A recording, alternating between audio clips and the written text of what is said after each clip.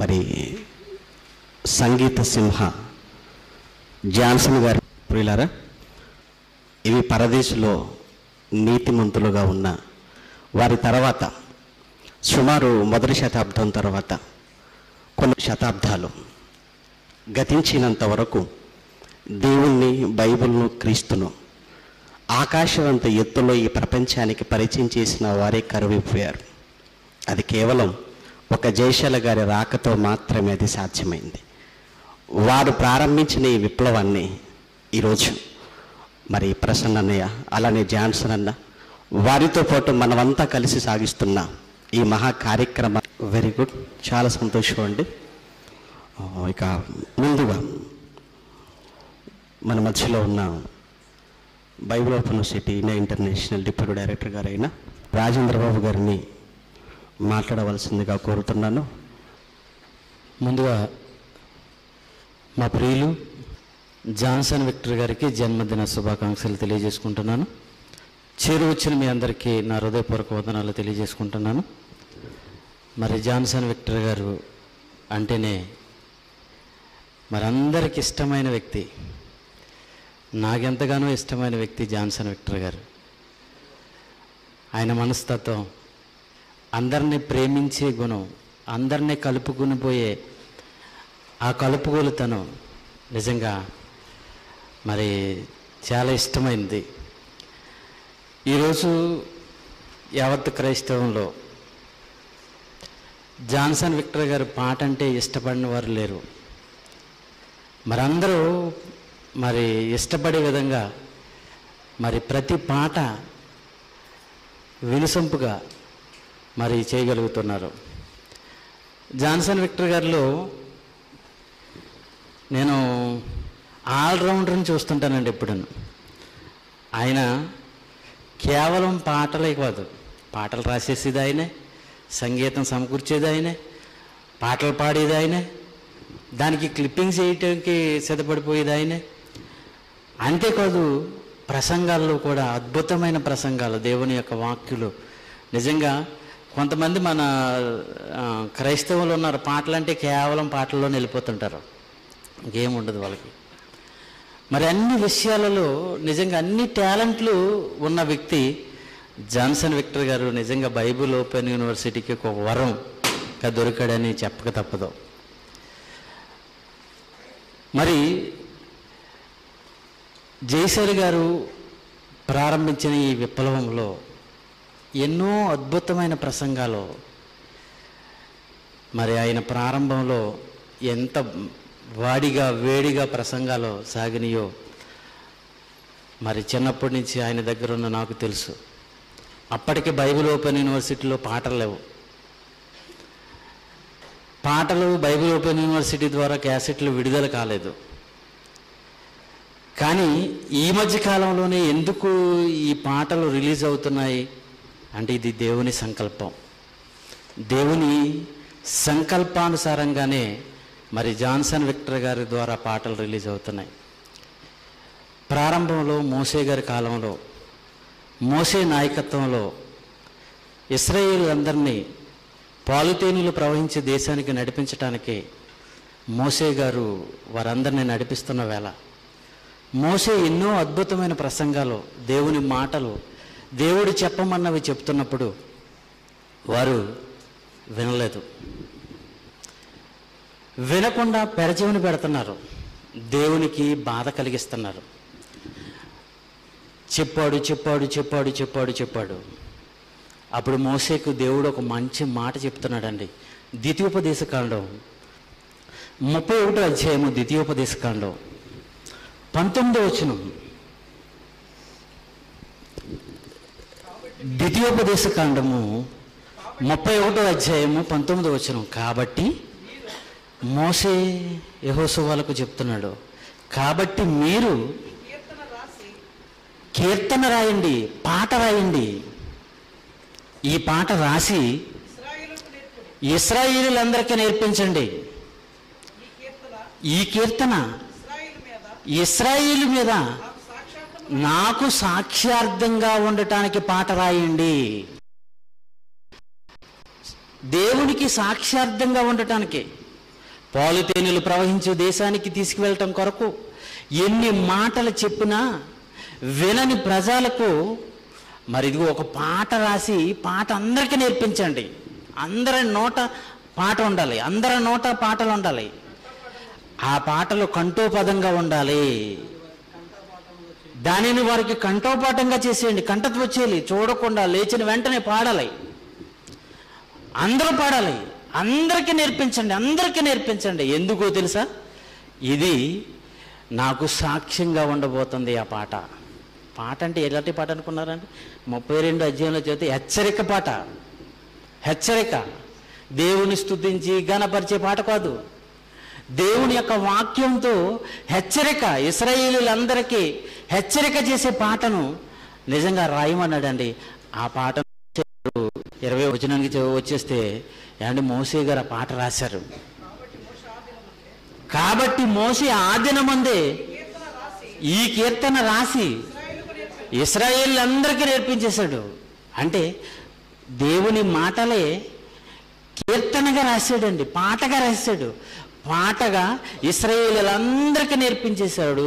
అక్కడ మనం చదివితేనండి, వీళ్ళ పాలు తేనెలు ప్రవహించే దేశానికి వెళ్ళినప్పుడు వీళ్ళ విగ్రహ ఆరాధకులు అయిపోయి తినుచు త్రాగుచు దేవుని మీదే నా మీదే తిరగబాటు చేసినప్పుడు వారి నోట నుండే పాటే వారి మీద సాక్షార్థంగా ఉంచబోతున్నాను అని దేవుడు పాట రాయమన్నాడు.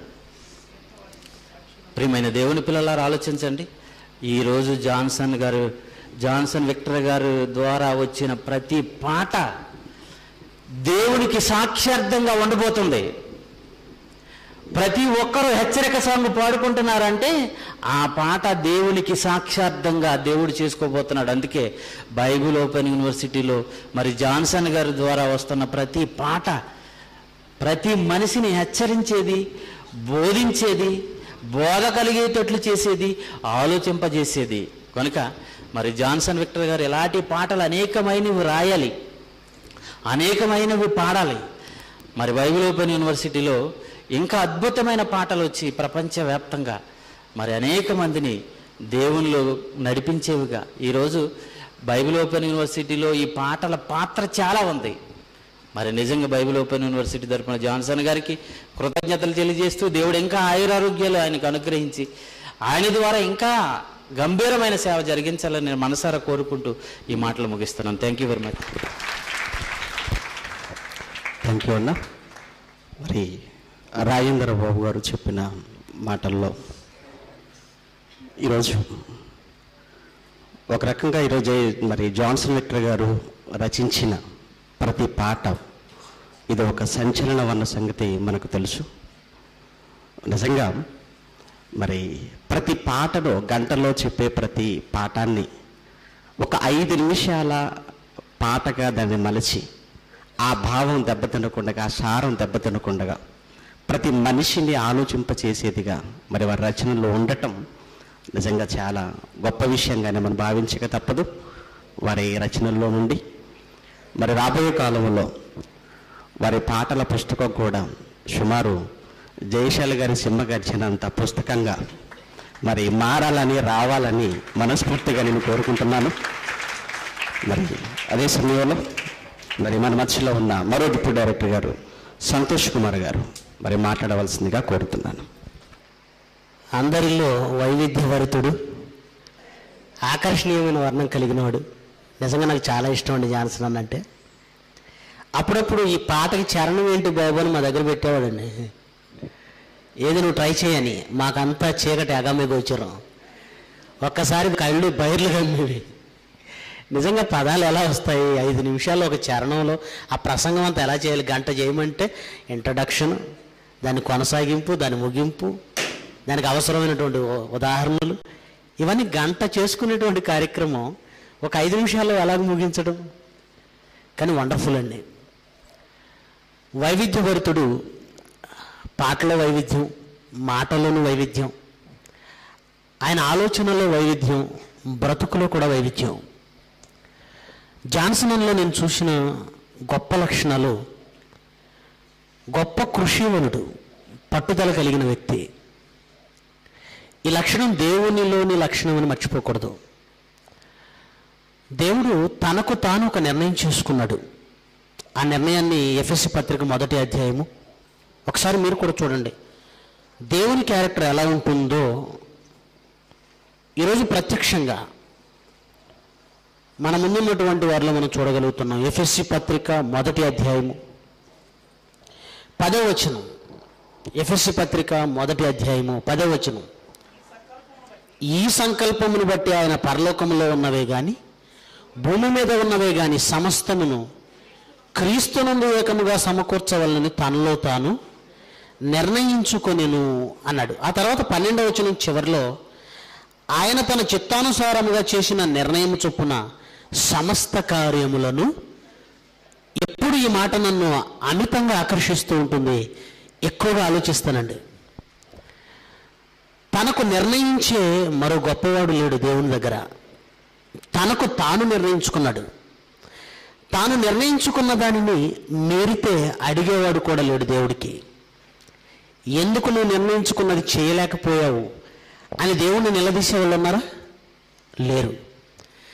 తాను ఏది చేయాలని నిర్ణయించుకున్నాడో జగత్తు పునాది వేయబడకముందు ఆ నిర్ణయానికి, తాను తీసుకున్న నిర్ణయానికి తానే కట్టుబడి ఇప్పటికీ సమస్త కార్యాలను దేవుడు జరిగిస్తున్నాడంటే నిజంగా చాలా ఆశ్చర్యం అనిపిస్తుందండి.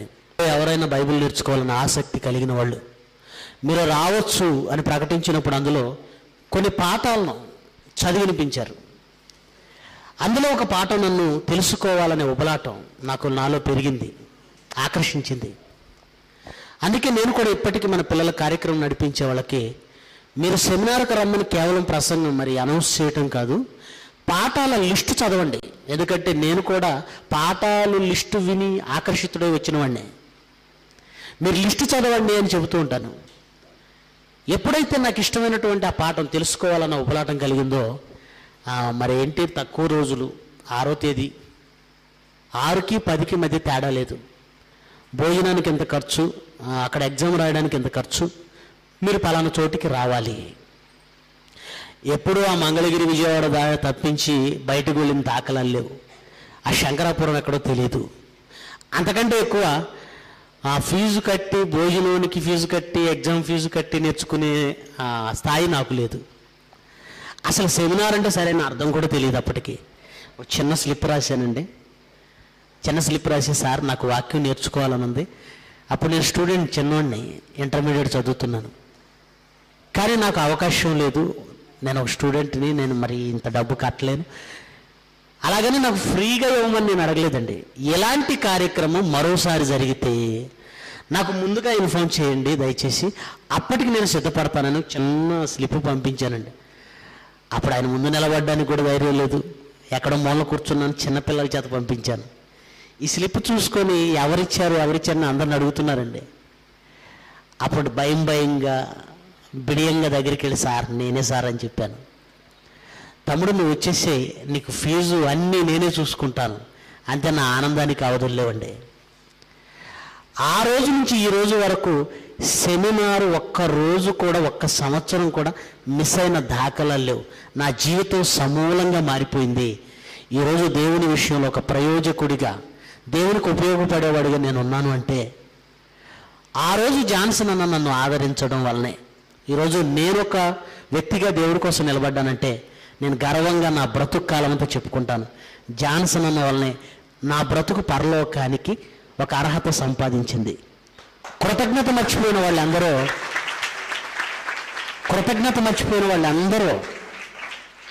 మన ముందు వచ్చారు, వెళ్ళిపోయారు. ఆ కృతజ్ఞత మర్చిపోయిన వారి లిస్టులో మేము ఉండకూడదు అని ప్రతి క్షణం తాపత్రయపడుతున్నాం మేము.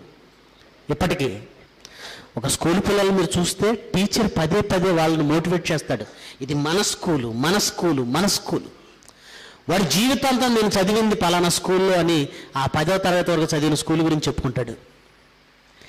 ఆ భావాలు ఎందుకు వేయలేదు? జయశాలి గారు తన ప్రాణాన్ని, తన జీవితాన్ని, తన ఆయుష్ మన కోసం అంకితం చేశారు. నిజంగానే మాట్లాడుతున్నప్పుడు ప్రసన్నబాబు గారి బర్త్డే రోజున మీరందరూ ఆనందించారు, మీరంతా చికెన్ తిన్నారు, మీరంతా బిర్యానీ తిన్నారు, కానీ నేను నోరు కట్టుకున్నాను.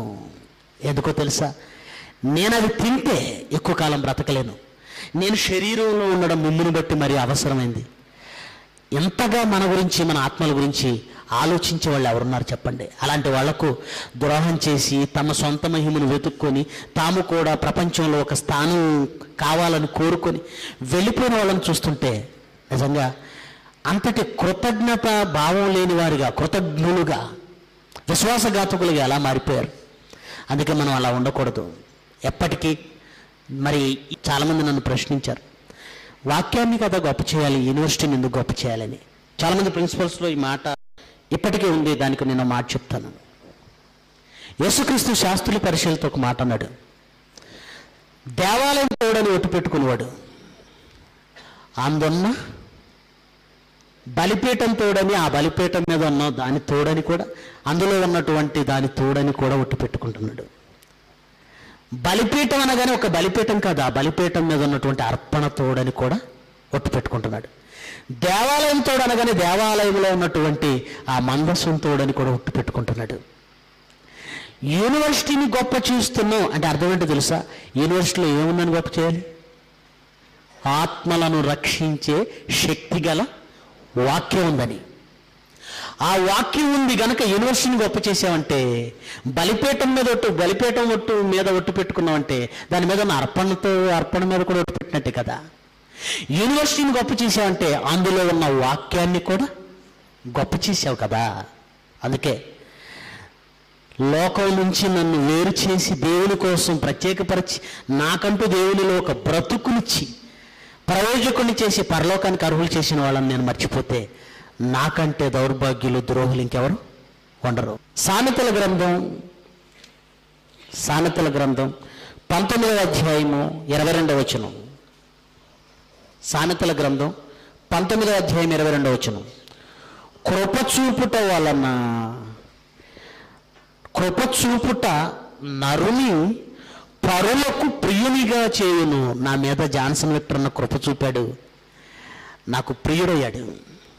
కృపచూపుట నరుని పరులకు ప్రియునిగా చేయును. నా మీద కృప చూపాడు. డాడీ నా మీద కృప చూపారు, ప్రసన్న నా మీద కృప చూపారు. కృపచూపుట నరుని పరులకు ప్రియునిగా చేయును. అబద్ధికుని కంటే ఈ దరిద్రుడే మేలు. నేను అబద్ధాలు చెప్పలేను, కానీ ఒకనాడు ఏమీ లేని దరిద్రుణ్ణి వాక్యంలోను లోకంలోను ఆ దరిద్రుణ్ణి ఒక మేలుకరమైన స్థితిలోకి తీసుకొచ్చినటువంటి ఘనత మా తండ్రి గారిది, మా అన్నయ్యలిద్దరిది. ఈ కృతజ్ఞత నేను మర్చిపోకూడదని జీవితాంతం దేవుణ్ణి వేడుకుంటున్నాను. మాకు ముందున్న వాళ్ళు ఎలా ఉన్నారో వాళ్ళలా మమ్మల్ని చూడడం దయచేసి మానేయండి. మేము అలా ఉండకూడదని శతవిధాలా ప్రయత్నిస్తున్నాం. మా తండ్రి గారికి, మా అన్నయ్యలిద్దరికీ రుణపడి ఉంటామని మనస్ఫూర్తిగా నమ్ముతూ మరొకసారి జాన్సన్ విక్టర్ గారికి నా హృదయపూర్వక శుభాకాంక్షలు తెలియజేస్తూ నేను ముగించేస్తున్నాను. మరి ఇప్పటి వరకు సంతోష్ మాట్లాడిన మాటల్లో జాన్సన్ విక్టర్ గారి గురించి మాట్లాడే అవకాశం ఇస్తే ఇక్కడ కూర్చుని మీరు అందరూ మాట్లాడతారనే సంగతి నాకు తెలుసు. ఎందుకంటే అందరికీ ప్రియుడు, అందరివాడు, అందరితో కలిసిపోయేవాడు, చిన్నపిల్లలతోనూ యవనస్తులతో పెద్దలతోనూ అందరితోనూ కలివిడిగా ఉండే వ్యక్తి అంటే doctor and professor Johnson Victor గారు. కనుక ఇక్కడ కూర్చొని మీరందరూ మాట్లాడగలరు, మీరందరూ చెప్పగలరు వారికి మీకు ఉన్నటువంటి మధ్య ఉన్న బంధం గురించి. అన్న గురించి చెప్పడానికి అనేకమైన సందర్భాలు, సంగతులు జ్ఞాపకం వస్తున్నా అవన్నీ చెప్పే సమయం మరి ప్రస్తుతానికి మించిపోయింది. అన్నయ్య రాసే ప్రతి పాట అది ఒక పాట అన్న సంగతి మనకు తెలిసిందే. ఈరోజు ప్రపంచ క్రైస్తవంలో ఉన్న పాటలన్నీ ఒక ఎత్తు అయితే మరి జాన్సన్ గారి పాటలన్నీ ఒక ఎత్తు. ఒకనాడు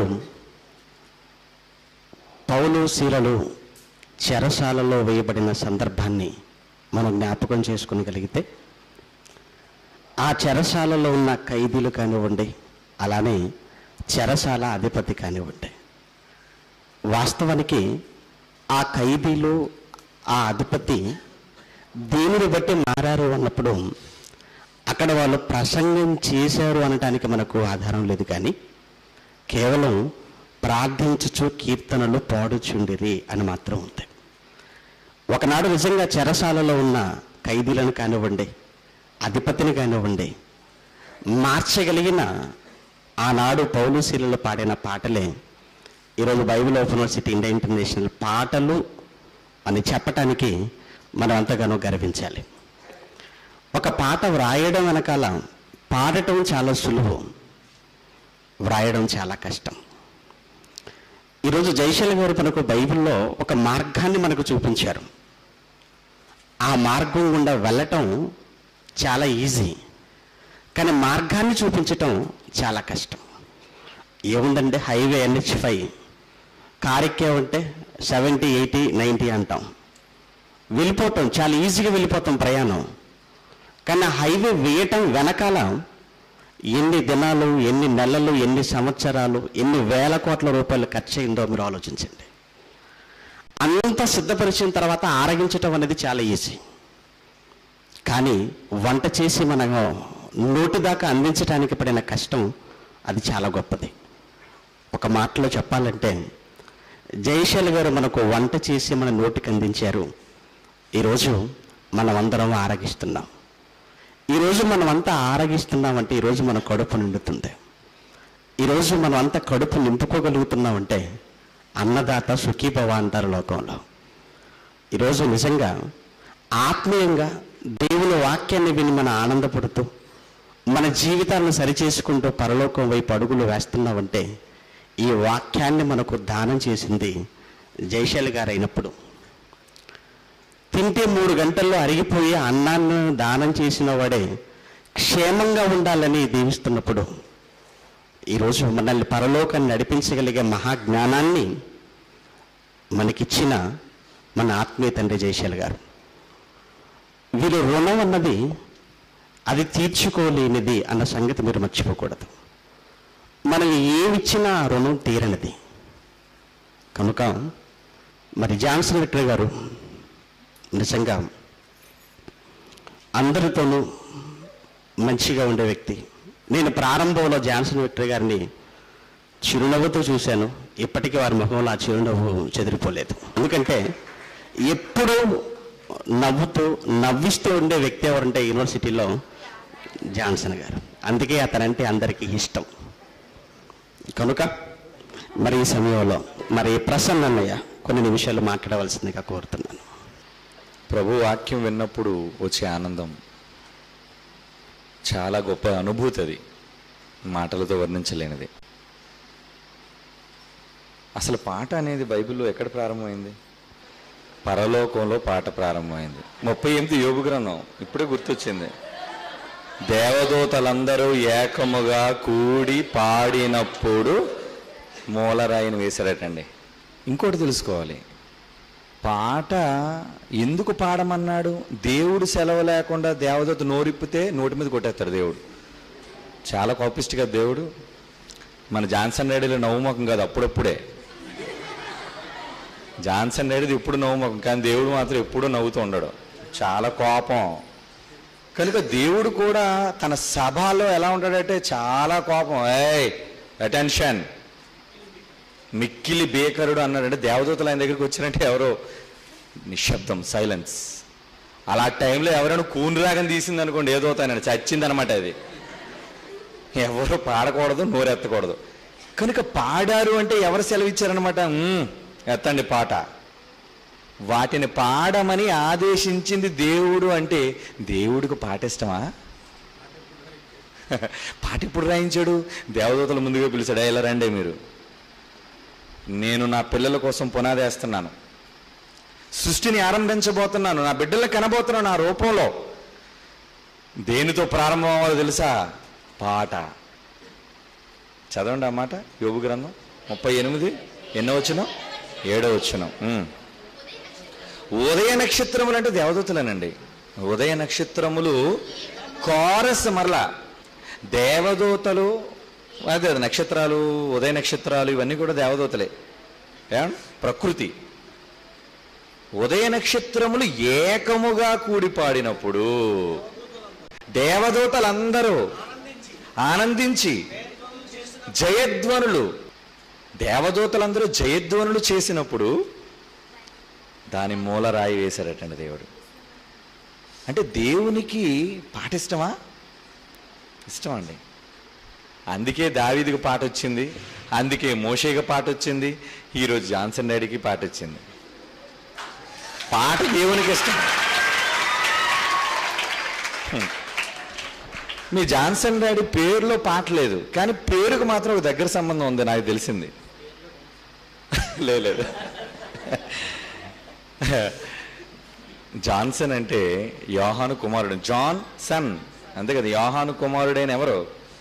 సీమోన్ అండి. పేతురరా యోహాను కుమారుడు సీమోను అన్నాడు. ఆ సీమోన్ ఎవరు? చేపలు పట్టినోడు. అయితే చేపలు పడతాడు, మనుషులనే చేపలను పడతాడు, కాకపోతే చేపలు తింటాడు, అది దగ్గర సంబంధం. ఆ రోజు పేతురు ఎలాగైతే చేపలు పిచ్చాడు, ఎందుకంటే ఏ జాలరు చేప అంటే నచ్చదండి. మీ జాన్సన్ డాడీకి ఉప్పు చేప అంటే చాలా ఇష్టం.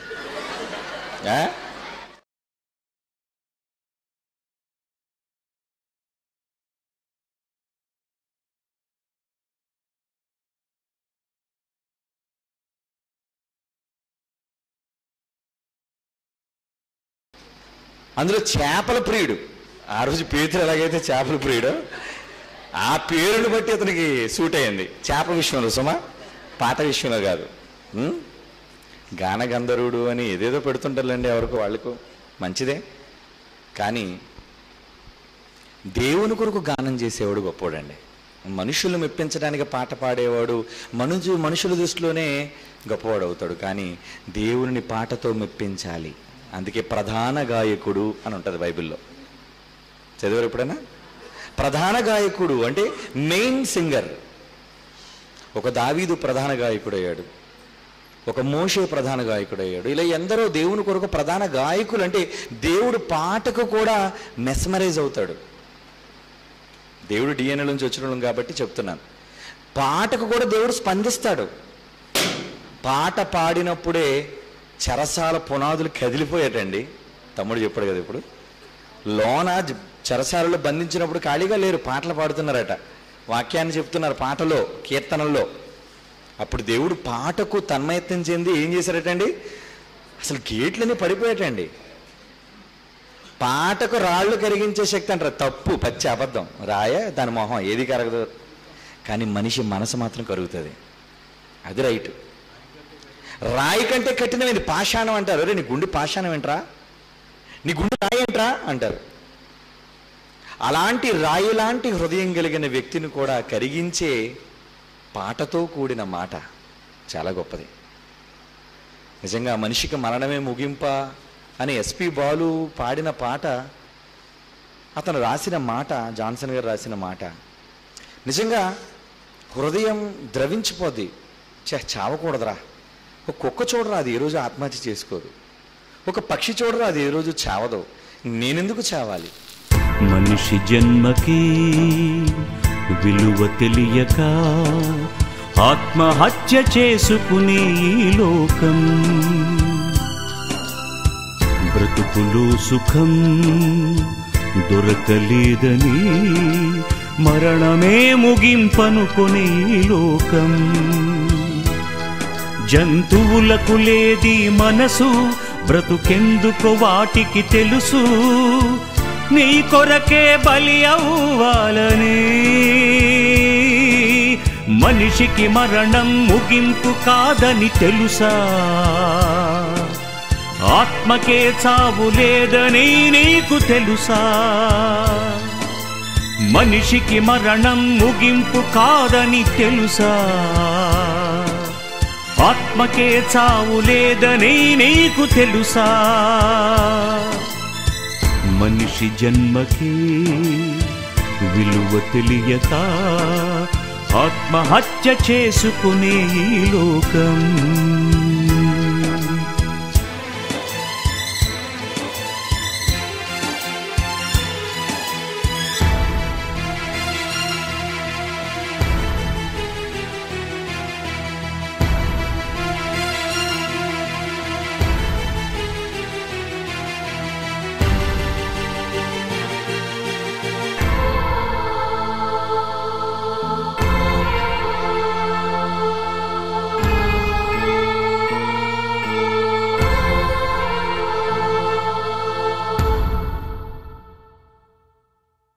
దేవుని ఆత్మను కలిగిన మనిషివి నీవే, ఆది అంతము లేని ఆత్మయే ఉన్నది నీకి. దేవుని ఆత్మను కలిగిన మనిషివి నీవే, ఆది అంతము లేని ఆత్మయే ఉన్నది నీకే. ఆ దేవుడే నీకిచ్చెను, తనలోని భాగాన్ని పంచెను, తన కోసమే బ్రతుకుతావని నిన్ను నమ్మి ఈ బ్రతుకు ఇచ్చెను. బ్రతుకెందుకో గుర్తించక చనిపోవుటే న్యాయమా? మనిషికి మరణం ముగింపు కాదని తెలుసా?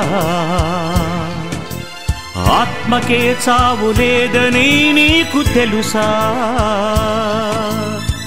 మనిషి జన్మకి విలువ తెలియక ఆత్మహత్య చేసుకునే ఈ లోకం.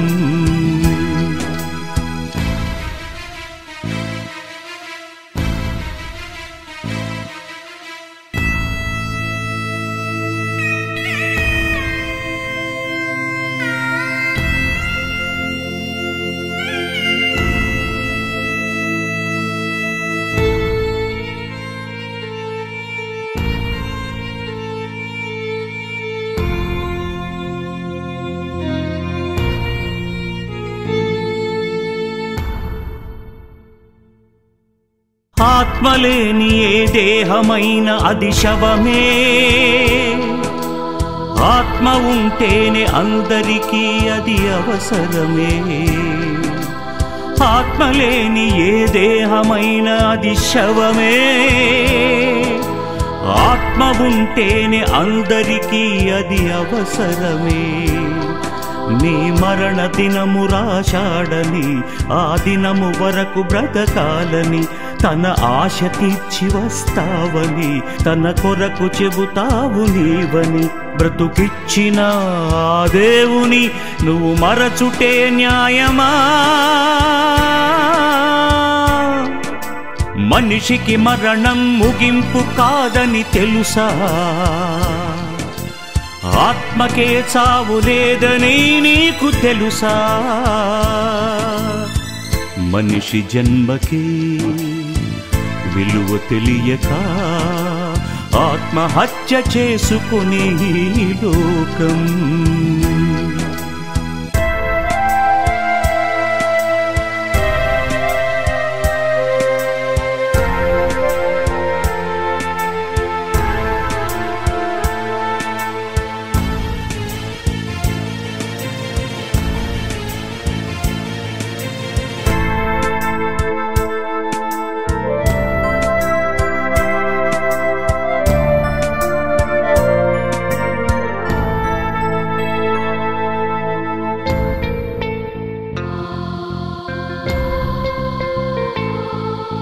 ఇస్కరియోతు యూదా చేసిన ఘోరం తనకు తాను ఉరి పెట్టుకొనుటయే చేసిన నేరం. ఇస్కరియోతు యూదా చేసిన ఘోరం తనకు తాను ఉరి పెట్టుకొనుటయే చేసిన నేరం. చేశాడు అతడు అన్యాయము, చేరింది ఆత్మ పాతాళము. కాలాలి ఆత్మ కలకాలము, తన ఆత్మకే లేదు మరణము. మనిషి చేసిన నేరానికి శిక్షించుటే న్యాయమా? ఇది దేవునికి న్యాయమే. మనిషి జన్మకి విలువ తెలియక ఆత్మహత్య చేసుకునే లోకం.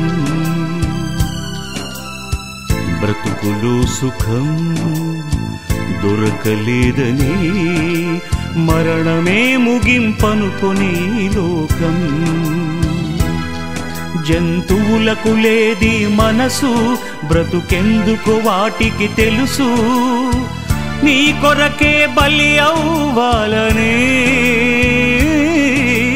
మనిషికి మరణం ముగింపు కాదని తెలుసా? ఆత్మకే చావు లేదని నీకు తెలుసా? మనిషికి మరణం ముగింపు కాదని తెలుసా? ఆత్మకే చావు లేదని నీకు తెలుసా? మనిషికి మరణం ముగింపు కాదని తెలుసా? ఆత్మకే చావు లేదని నీకు తెలుసా?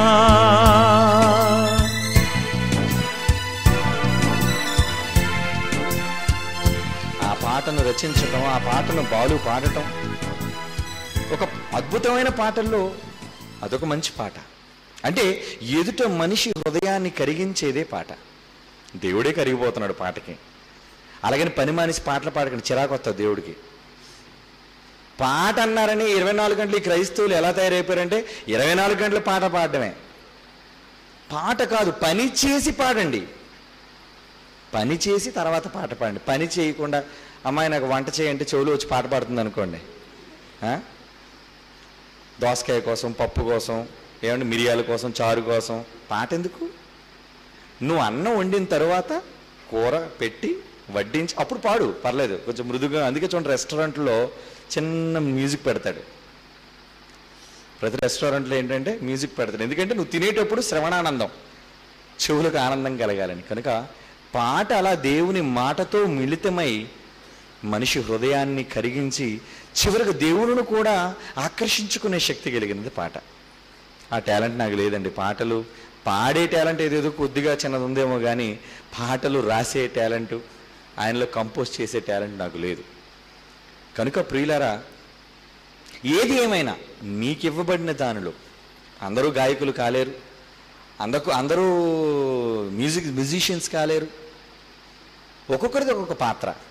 అందుకే కొందరు బోధకులు, కొందరు అపోస్తులు, కొందరు పరిచర్య చేయవాళ్ళు గాను రకరకాల కేటగిరీలు పెట్టాడు దేవుడు. కనుక పాటని వినిపించే కేటగిరీ దేవుడు అతనికి అప్పచెప్పాడు. నువ్వు పాటలు రాయను ఆయన. ప్రతి ఒక్కరూ వారి బాధ్యత స్వీకరించాలి. కనుక మీరు కూడా దేవుని కొరకు ఏదో ఒక బాధ్యత స్వీకరించి దేవునితో పాటు తన కుమారుడిని యేసును, పరిశుద్ధాత్మను మెప్పిస్తూ మీ తోటి సహోదరులైన అనేక మంది హృదయాలను ద్రవింపచేసే మీరు పాడకుండా మంచి పాట దీన్ని వినిపించండి, లేదా ప్రసంగాలతో కూడిన మాట అయినా వాళ్ళకి వినిపించండి. అలా వినిపించి మీ సేవను దేవుని కొరకు అందించాలని ఈ సందర్భంలో తెలియజేస్తూ నా మాటలు ముగిస్తున్నాను. Thank you. ఓకే, మంచి మాటలను మనకు తెలియజేసిన మరి జాయింట్ డైరెక్టర్ గారికి సభ తరపున కృతజ్ఞతలు చెల్లించుకుంటున్నాం. మరి జాన్సన్ అన్నయ్య పాటలు, ఒక పాట వ్రాయటానికి సుమారు ఎన్ని దినాల కాలం పడుతుందో, ఒక్కో పాట కోసం కొన్ని నెలలు కూడా అన్న కష్టపడిన దాఖలాలు మేము చూసాం ప్రత్యక్షంగా. అందులో ఈ మానవ బాంబు లాంటి పాట, ఆత్మహత్యలకు సంబంధించిన పాట,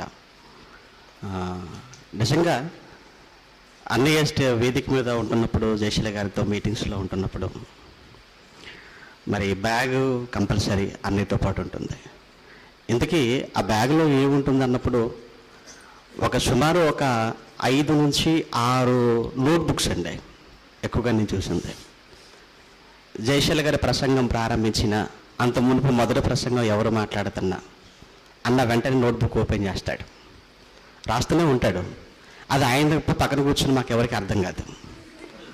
ఎందుకంటే మరి అలా స్పీడ్గా రాసుకుంటూ వెళ్ళిపోతుంటాడు.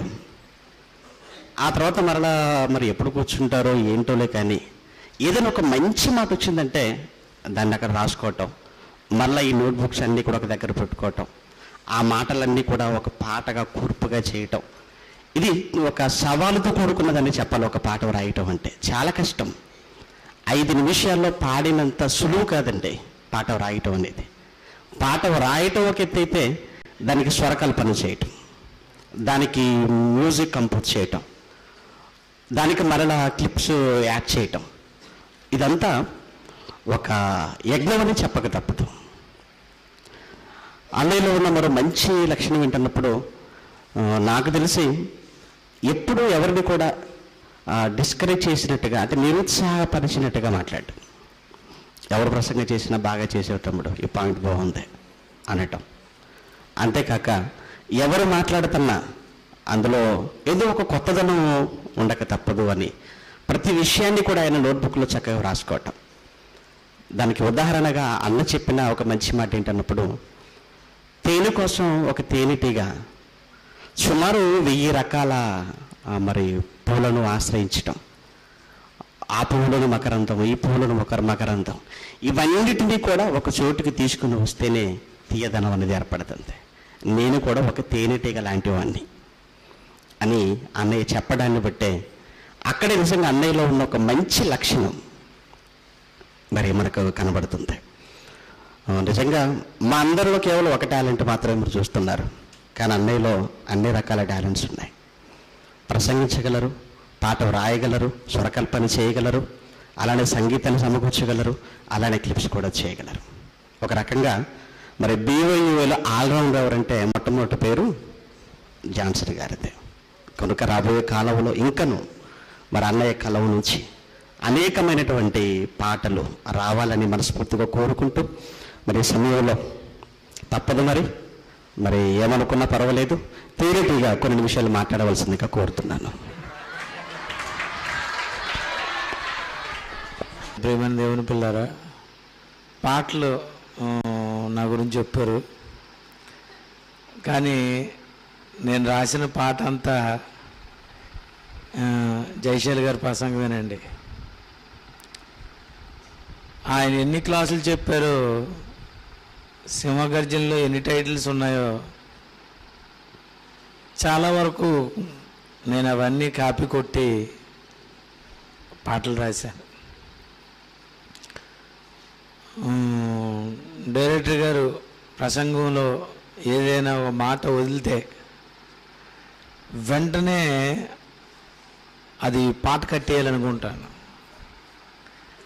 నేను మానవ బాంబులు పాటలు చేస్తున్నప్పుడు నాకు ముగింపు రాలేదు. అప్పటికి నాకు ఇంకా 15 రోజులే ఉంది, పాట అవ్వలేదు. నా దగ్గర ఉన్నటువంటి ఒక విషయం ఏంటంటే, పాటలో ఒక మాట రాకపోతే ఆపేస్తాను ఆ సంవత్సరం. అలాగా మనిషి మనిషి ఓ మనిషి నీవెవరనే పాట 3 సంవత్సరాలు ఆపాను. 3 సంవత్సరాలు దించలేదు. నాకు లాస్ట్లో ముగింపు పాట రాలేదు. కుక్క పుడితే కుక్క పిల్ల, మనిషికి పుడితే మనిషి పిల్లని రాయకూడదు, తప్పది. దాన్ని ఎలా రాయాలో నాకు తెలియక 3 సంవత్సరాలు ఆపేశాను. దాని తర్వాత వస్తే రాశాను. మనిషి ఓ మనిషి, ఓ మనిషి నీవెవరు, మనిషి ఓ మనిషి, ఓ మనిషి నీవెవరు. యాక్టరువైనా, డాక్టరువైనా, మంత్రివైనా, ధనవంతుడివైనా, బ్రతికుండగానే పేరున్నవాడవు, మరణించగానే శవానివి. మనిషి ఓ మనిషి, ఓ మనిషి నీవెవరు.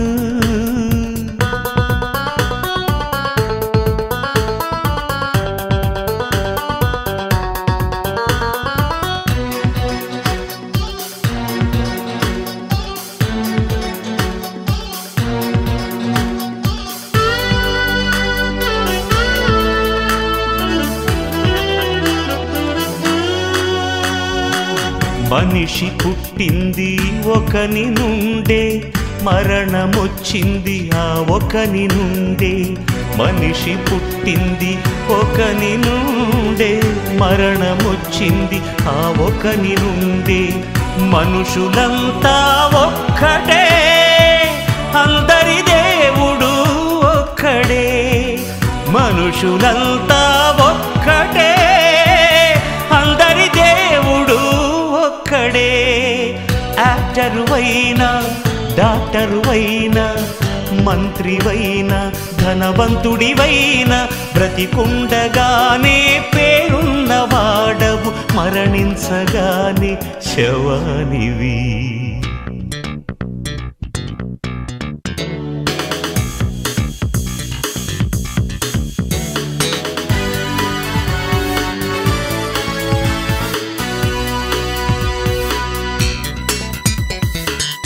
కులమే లేదు, మతమే లేదు, ప్రాంతీయ తత్వమే లేనే లేదు. కులమే లేదు, మతమే లేదు, ప్రాంతీయ తత్వమే లేనే లేదు. మొదటి మనిషికి లేదు కులం, మనిషిని చేసిన దేవునిదే కులం. మొదటి మనిషికి లేదు కులం, మనిషిని చేసిన దేవునిదే కులం. యాక్టరువైనా, డాక్టరువైనా, మంత్రివైనా, ధనవంతుడివైనా, బ్రతికుండగానే పేరున్నవాడవు, మరణించగానే శవానివి.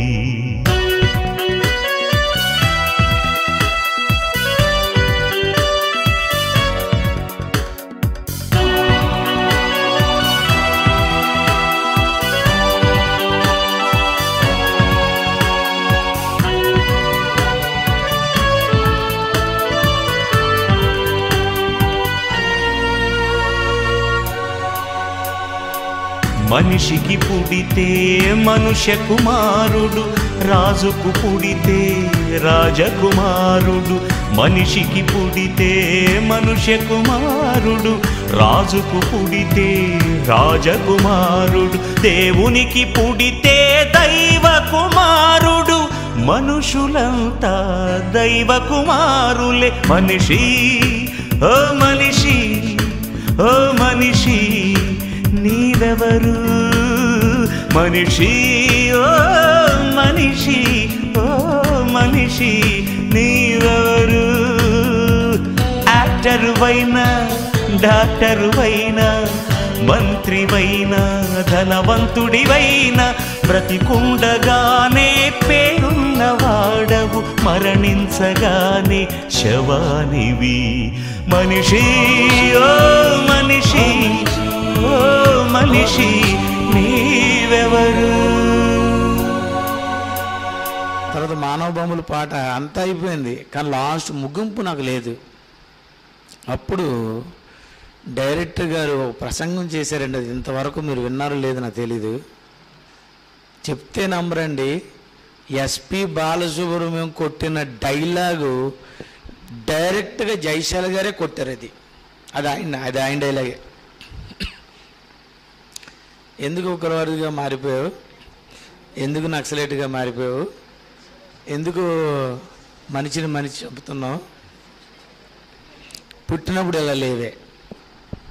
అది నాది కాదండి, ఆ డైలాగ్ కొట్టారనే సంగతి ఆయన కూడా మర్చిపోయి ఉంటారు. ఆ ఫాస్ట్లో ఆ డైలాగ్ పడిపోయింది. వెంటనే దేవుడికి, దేవా ఏటి తండ్రి అంటే అంతే నాయన, మరేం కంగారు పడకు. ఆ పాటలోనండి కరెక్ట్ విషయం అదే. ఏటి దేవా ఇలాగా అంటే, ఇప్పటిదాకా అలాగే కదా రాశావు, ఇది వచ్చింది అని నేను రాశానండి.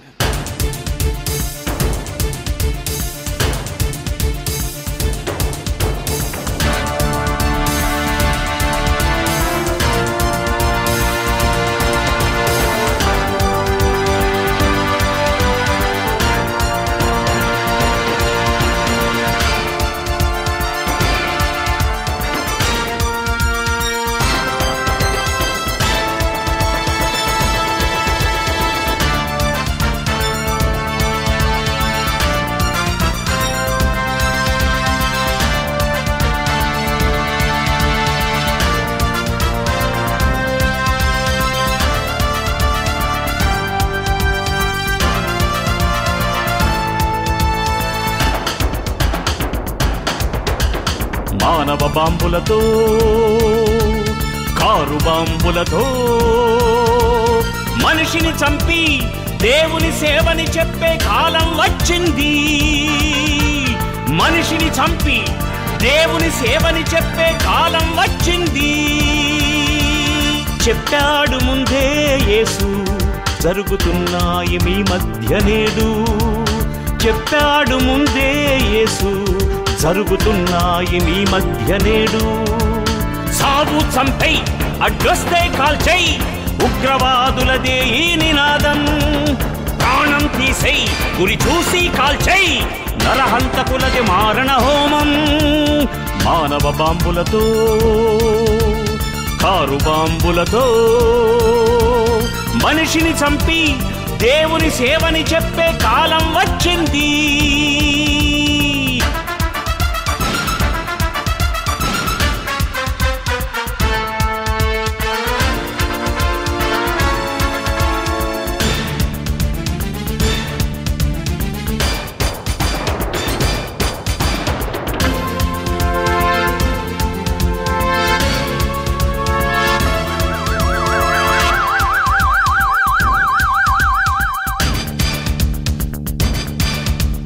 మనిషిని బ్రతికించలేని నీవు, చంపే అధికారం నీకుందా? చావుతో పోరాడుతున్న వానికి రక్తం ఎప్పుడైనా ఇచ్చావా? ప్రాణం నిలబెట్టాలిరా, ప్రాణం పోతే రాని రాదురా. ప్రాణం నిలబెట్టాలిరా, ప్రాణం తీసే హక్కే లేదురా. ప్రాణం పోస్తాడు మంచి వైద్యుడు, ప్రాణం ఇస్తాడు మంచి నాయకుడు. పగలతో రగులుతూ ఉద్యమాలతో ఉసిగొల్పి నక్సలిజం నెత్తురై, యాక్షనిజం ఉప్పెనై, టెర్రరిజం తీవ్రమై హతమార్చుతుంటే, నక్సలిజం నెత్తురై, యాక్షనిజం ఉప్పెనై, టెర్రరిజం తీవ్రమై హతమార్చుతుంటే సాధించేదేముందిరా? చంపి నేరం చేస్తున్నావురా, అన్యాయం చేశావురా, అందరి ప్రాణాలు తీశావురా. అన్యాయం పేరుతో హంతకులుగా మారి ఆత్మాహుతి దళంగా ప్రజల మధ్య పేలి మానవ బాంబులతో కారు బాంబులతో మనిషిని చంపి దేవుని సేవని చెప్పే కాలం వచ్చింది. మనిషిని చంపి దేవుని సేవని చెప్పే కాలం వచ్చింది.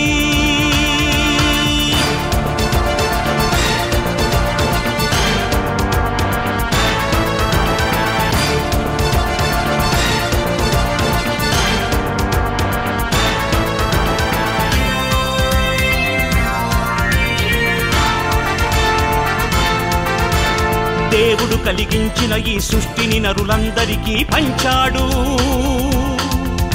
తన పిల్లలే ఈ సృష్టిని రారాజులుగా ఏలమని చెప్పాడు. గాలి సమానం, నీరు సమానం, సూర్యుని నుండొచ్చే ఆ వేడి సమానం. సమానంగా పంచింది దేవుడే, ఎకరాల పంట దోచుకుంది స్వార్థపరుడే. సృష్టిలోని జంతు పక్షి జలచరాలు మున్నగు ఏ జాతిలోని పుట్టని ముసలం నరజాతిలోనే పుట్టటం దౌర్భాగ్యం. ఒకే మనిషి నుండి పుట్టుకొచ్చిన మానవ జాతి తమ స్వజాతి నాశనాన్ని కోరుకోవడం విడ్డూరం. కాశ్మీరు నుండి కన్యాకుమారి వరకు, అమెరికా నుండి అలాస్కా వరకు పుట్టుకొచ్చిన మానవ జాతి మధ్య ఆసియా నుండి వచ్చినదే. ఆది మానవుని జన్మస్థలం ఆసియా నుండి. ప్రపంచ ప్రజలందరూ చెదిరిపోయింది అక్కడి నుండి.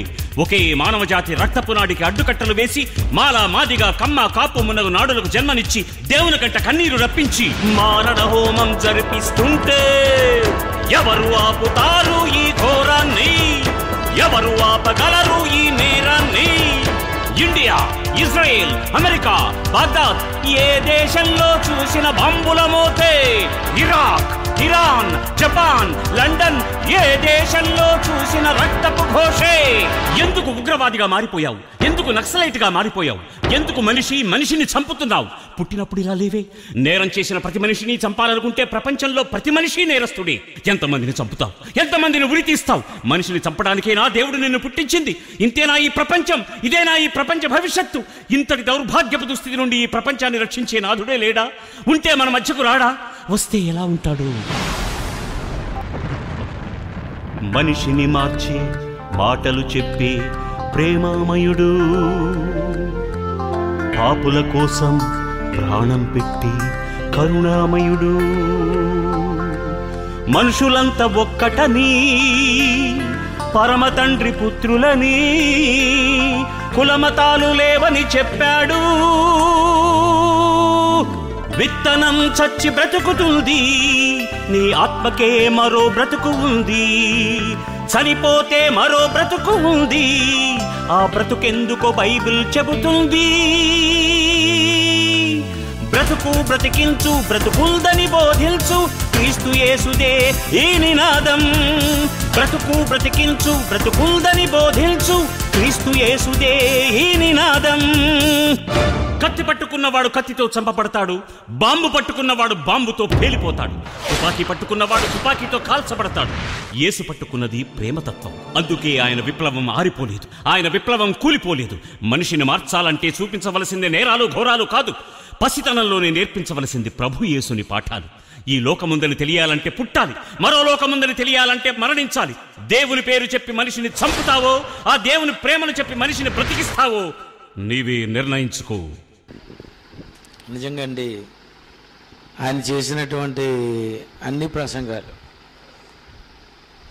ఆయనవే, ఆయన ప్రసంగాలే నేను రాయడం. మా పార్వతక్క నేను అంటుంది, మీ బావ మీ నాన్నతో వచ్చినప్పుడు ఈయన మాట్లాడితేనటండి, ఈయన ఎప్పుడు మాట్లాడతారా అని జనం అలా వినియోరటండి. 20, 22, 25 ఆ ఏజ్ అది. నిజంగా ఆ టైముల్లోని ఎవరినైతే చూశానో ఆ ప్రసంగం, ఆ అందం, అదంతా నిన్న చర్చకు వచ్చిన వీళ్ళు అదే ఉంది అని అంటుందండి. అంటే మొదట నుండి ఈయన చాలా మంచి ప్రసంగాలు చేయడం, నేను కూడా అలాగే అనుకునేవాడిని. ఈయనలాగే మనం చెప్పాలి, బాగా చెప్పాలి, చాలా బాగా చెప్పాలి అని. మరి ఈయన చేసినటువంటి ప్రసంగాల్లో అన్నీ మంచి ప్రసంగాలు. అందులో డైరెక్టర్ గారు ఎక్కువ ప్రసంగాల్లో ఉన్నటువంటి ఒక విషయం ఏంటంటే, లోక జ్ఞానం అంటే దానంత పరమ నీచమైంది చెత్త ఎక్కడ లేదు అని సైంటిస్టులు పరువు తీయడం, చదువుకున్నోడికి గ్యాస్ పూర్తిగా తీసేయడం. నిజమండి, అసలు లోక జ్ఞానాన్ని గురువుగారు అసలు పట్టించుకోరండి డైరెక్టర్ గారు. దీని గురించి నేను కొంత ఆలోచిస్తున్నాను. అలాగని ఏక జీవితం దోమ జీవితం అని ఒక పాట కట్టాను అండి. నీవెవరైనా కానీ, నీవెవరైనా కానీ ఈ లోకానికే ఎందుకొచ్చావో అది తెలుసునా. చదువెంతున్నా గాని నీ జన్మెందుకో దాని పరమార్థమే తెలుసునా.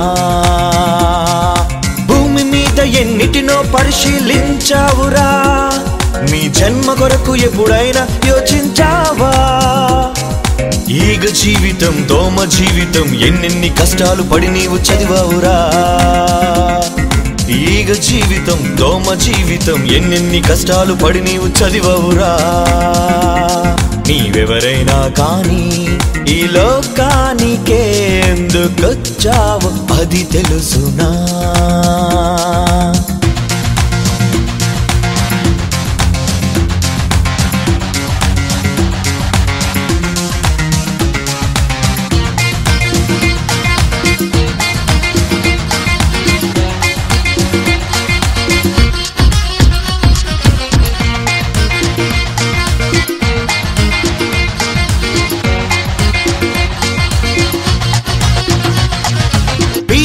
MA డిగ్రీలెన్నో చదివినా బ్రతుకిచ్చిందెవరో ఏనాడైనా తెలుసునా. పుస్తకాలలో లేదది, యూనివర్సిటీలలో లేదది, బ్రతుకిచ్చిన దేవుడే రాసి ఉంచాడు నీకది. BA MA డిగ్రీలెన్నో చదివినా బ్రతుకిచ్చిందెవరో ఏనాడైనా తెలుసునా. పుస్తకాలలో లేదది, యూనివర్సిటీలలో లేదది, బ్రతుకిచ్చిన దేవుడే రాసి ఉంచాడు నీకది. ప్రపంచంలో ముద్రించిన గ్రంథం బైబిలే మొదటిది, మొదటి మానవుని పుట్టుక నుండే రాసాడు నీకది. ఈ చరిత్రున్న పుస్తకముంటే చూపించు నాకది. నీవెవరైనా కానీ ఈ లోకానికే ఎందుకొచ్చావో అది తెలుసునా.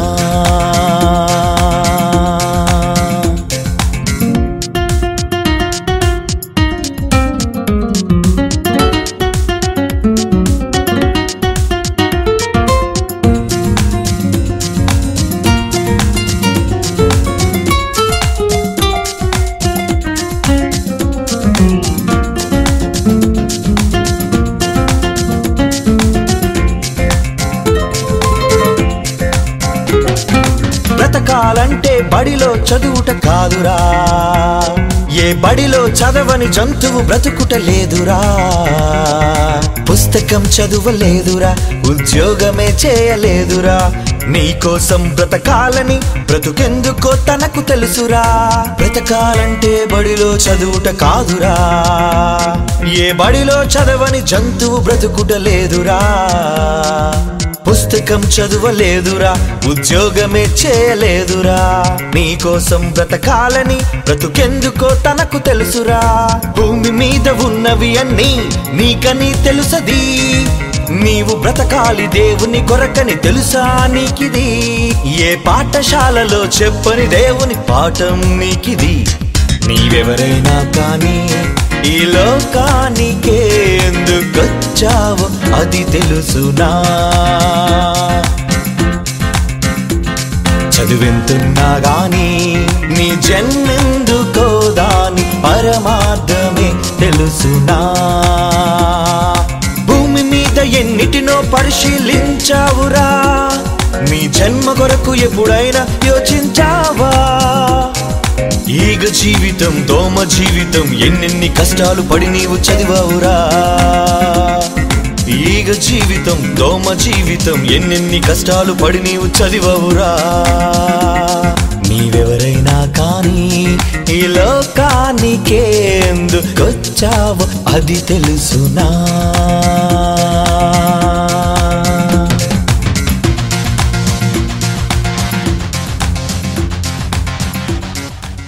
తర్వాత ఈయన ప్రసంగాలు చేస్తూ చేస్తూ చేస్తూ చేస్తూ చేస్తూ నాకు ఇది పట్టింది. నేను ఆలోచించడం మొదలుపెట్టాను. అప్పుడు బైబిల్లో ఒక 2 సందర్భాలు మీకు చెప్తారండి. యేసు ప్రభు ఎందుకు చదువుకోలేదు ప్రశ్న, దాని సమాధానం యేసు ప్రభు ఎందుకు చదువుకోలేదు దాని సమాధానం, దానికి సమాధానం ఎవరిదా లేదండి. అస్సలు దాని సమాధానం రీజనే లేదు. అతనికి అంతా తెలుసు కనుక చదువుకోలేదా, ఇది తప్పే. ఎందుకంటే యేసు వయసునందును జ్ఞానమందును ఎదుగుతున్నాడు అంటే మళ్ళీ ఇక్కడ రీజన్ పోద్ది. ఎందుకు చదువుకోలేదు, ఈ ప్రశ్నకి సమాధానం ఎవరు చెప్పలేరు. వీటికి మళ్ళీ చెప్పాలంటే ఆ జైశాల్ గారు చెప్పాలి, ప్రసన్న బాబు చెప్పాలి, నేను చెప్పాలంతే. యేసుబాబు ఎందుకు చదువుకోలేదు, ఎందుకు చదువుకోలేదంటే దీనికి ఒకటే ఒక రీజన్ అండి. బైబిల్లో యాకోబు పత్రిక 3వ అధ్యాయం 15వ వచనం ఏమనుంది,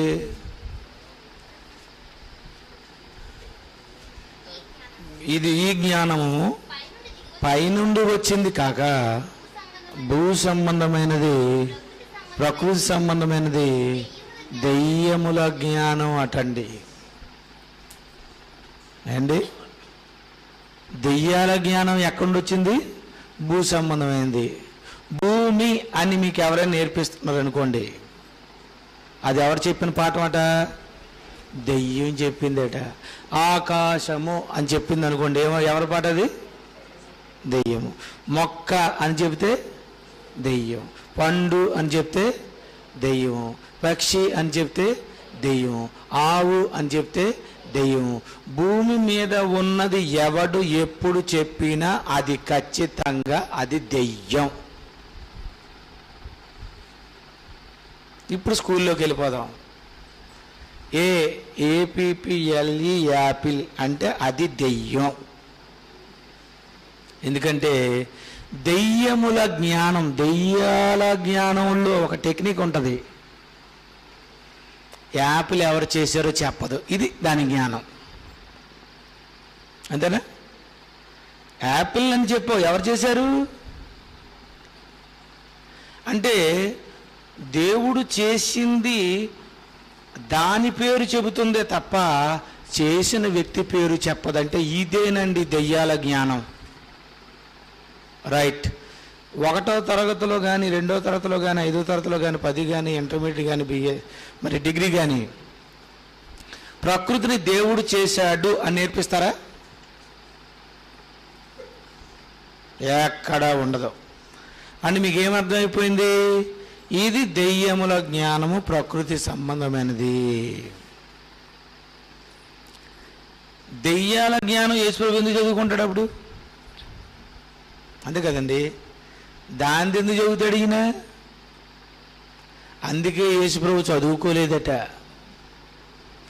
అప్పుడు నేనేమనుకున్నా తెలుసా? చదువుకోనని ఇతనికి పాండిత్యం వస్తే అయితే నా సుందరిని శాలిని బడికే పంపను అనుకున్నాను. ఎందుకంటే నేనే బడి దొంగనే. నిజమండి. నేను ఏ రోజు బడికి వెళ్ళను. ఆ పరీక్ష పేపర్ని కింద నుండి పైకి రాసిన వ్యక్తిని నేను 10th క్లాస్ వరకు. నిజమండి. ఏ రోజు నాకు ఇష్టం లేదు. ఆడేదో చెప్తాడు, నాకు తెలిసిందే చెప్పేస్తాడు. అంతేనా? నాకు తెలిసిందే. నేను తినేసిన యాపిల్ గురించి, నేను చూసిన అమ్మ గురించి, నేను చూసిన కుక్క గురించి నాకు అందుకే నచ్చలేదు. అది స్టార్టింగ్ నుండి నాకు నచ్చలేదు నాకు. కానీ నాకు నచ్చినట్టుగా ఉండే బోధ అది ఒక్క జైశాలి. నేను ఎప్పుడూ చెప్తానండి, ఒక విత్తనం చచ్చిపోయి బతుకుతుంది అనగానే ఆ రోజు నేను అనుకున్నానండి, అయితే చచ్చిపోయిన తర్వాత ఉందా జీవితం? ఒకే ఒక మాట అండి, చనిపోతే బ్రతుకుందా, ఈ బ్రతుకుల సుఖముందా? విత్తనం చచ్చితే ఎలా బ్రతుకుతుంది? విత్తనం చచ్చితే ఎలా బ్రతుకుతుంది? చనిపోతే బ్రతుకుందా, ఈ బ్రతుకుల సుఖముందా?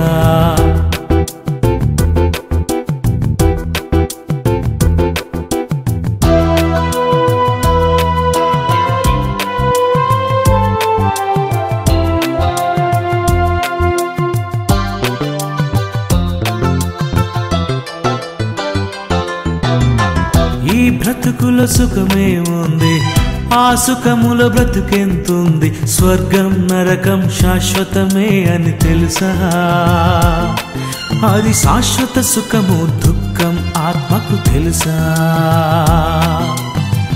ఈ బ్రతుకుల సుఖమేముంది, ఆ సుఖముల బ్రతుకెంతుంది? స్వర్గం నరకం శాశ్వతమే అని తెలుసా? అది శాశ్వత సుఖము దుఃఖం నీకని తెలుసా? ఒక విత్తనంలో బ్రతుకెంతుంది, మహావృక్షమే దాగిలోనుంది. మనిషి దేహాన్ని నడిపే ఆత్మకు ఏ బ్రతుకుంది? చనిపోతే వెళ్ళే ఆత్మకు మళ్ళీ బ్రతుకెంతుంది? చనిపోతే బ్రతుకుందా, ఈ బ్రతుకుల సుఖముందా? విత్తనం చచ్చితే ఎలా బ్రతుకుతుంది? విత్తనం చచ్చితే ఎలా బ్రతుకుతుంది? చనిపోతే బ్రతుకుందా, ఈ బ్రతుకుల సుఖముందా?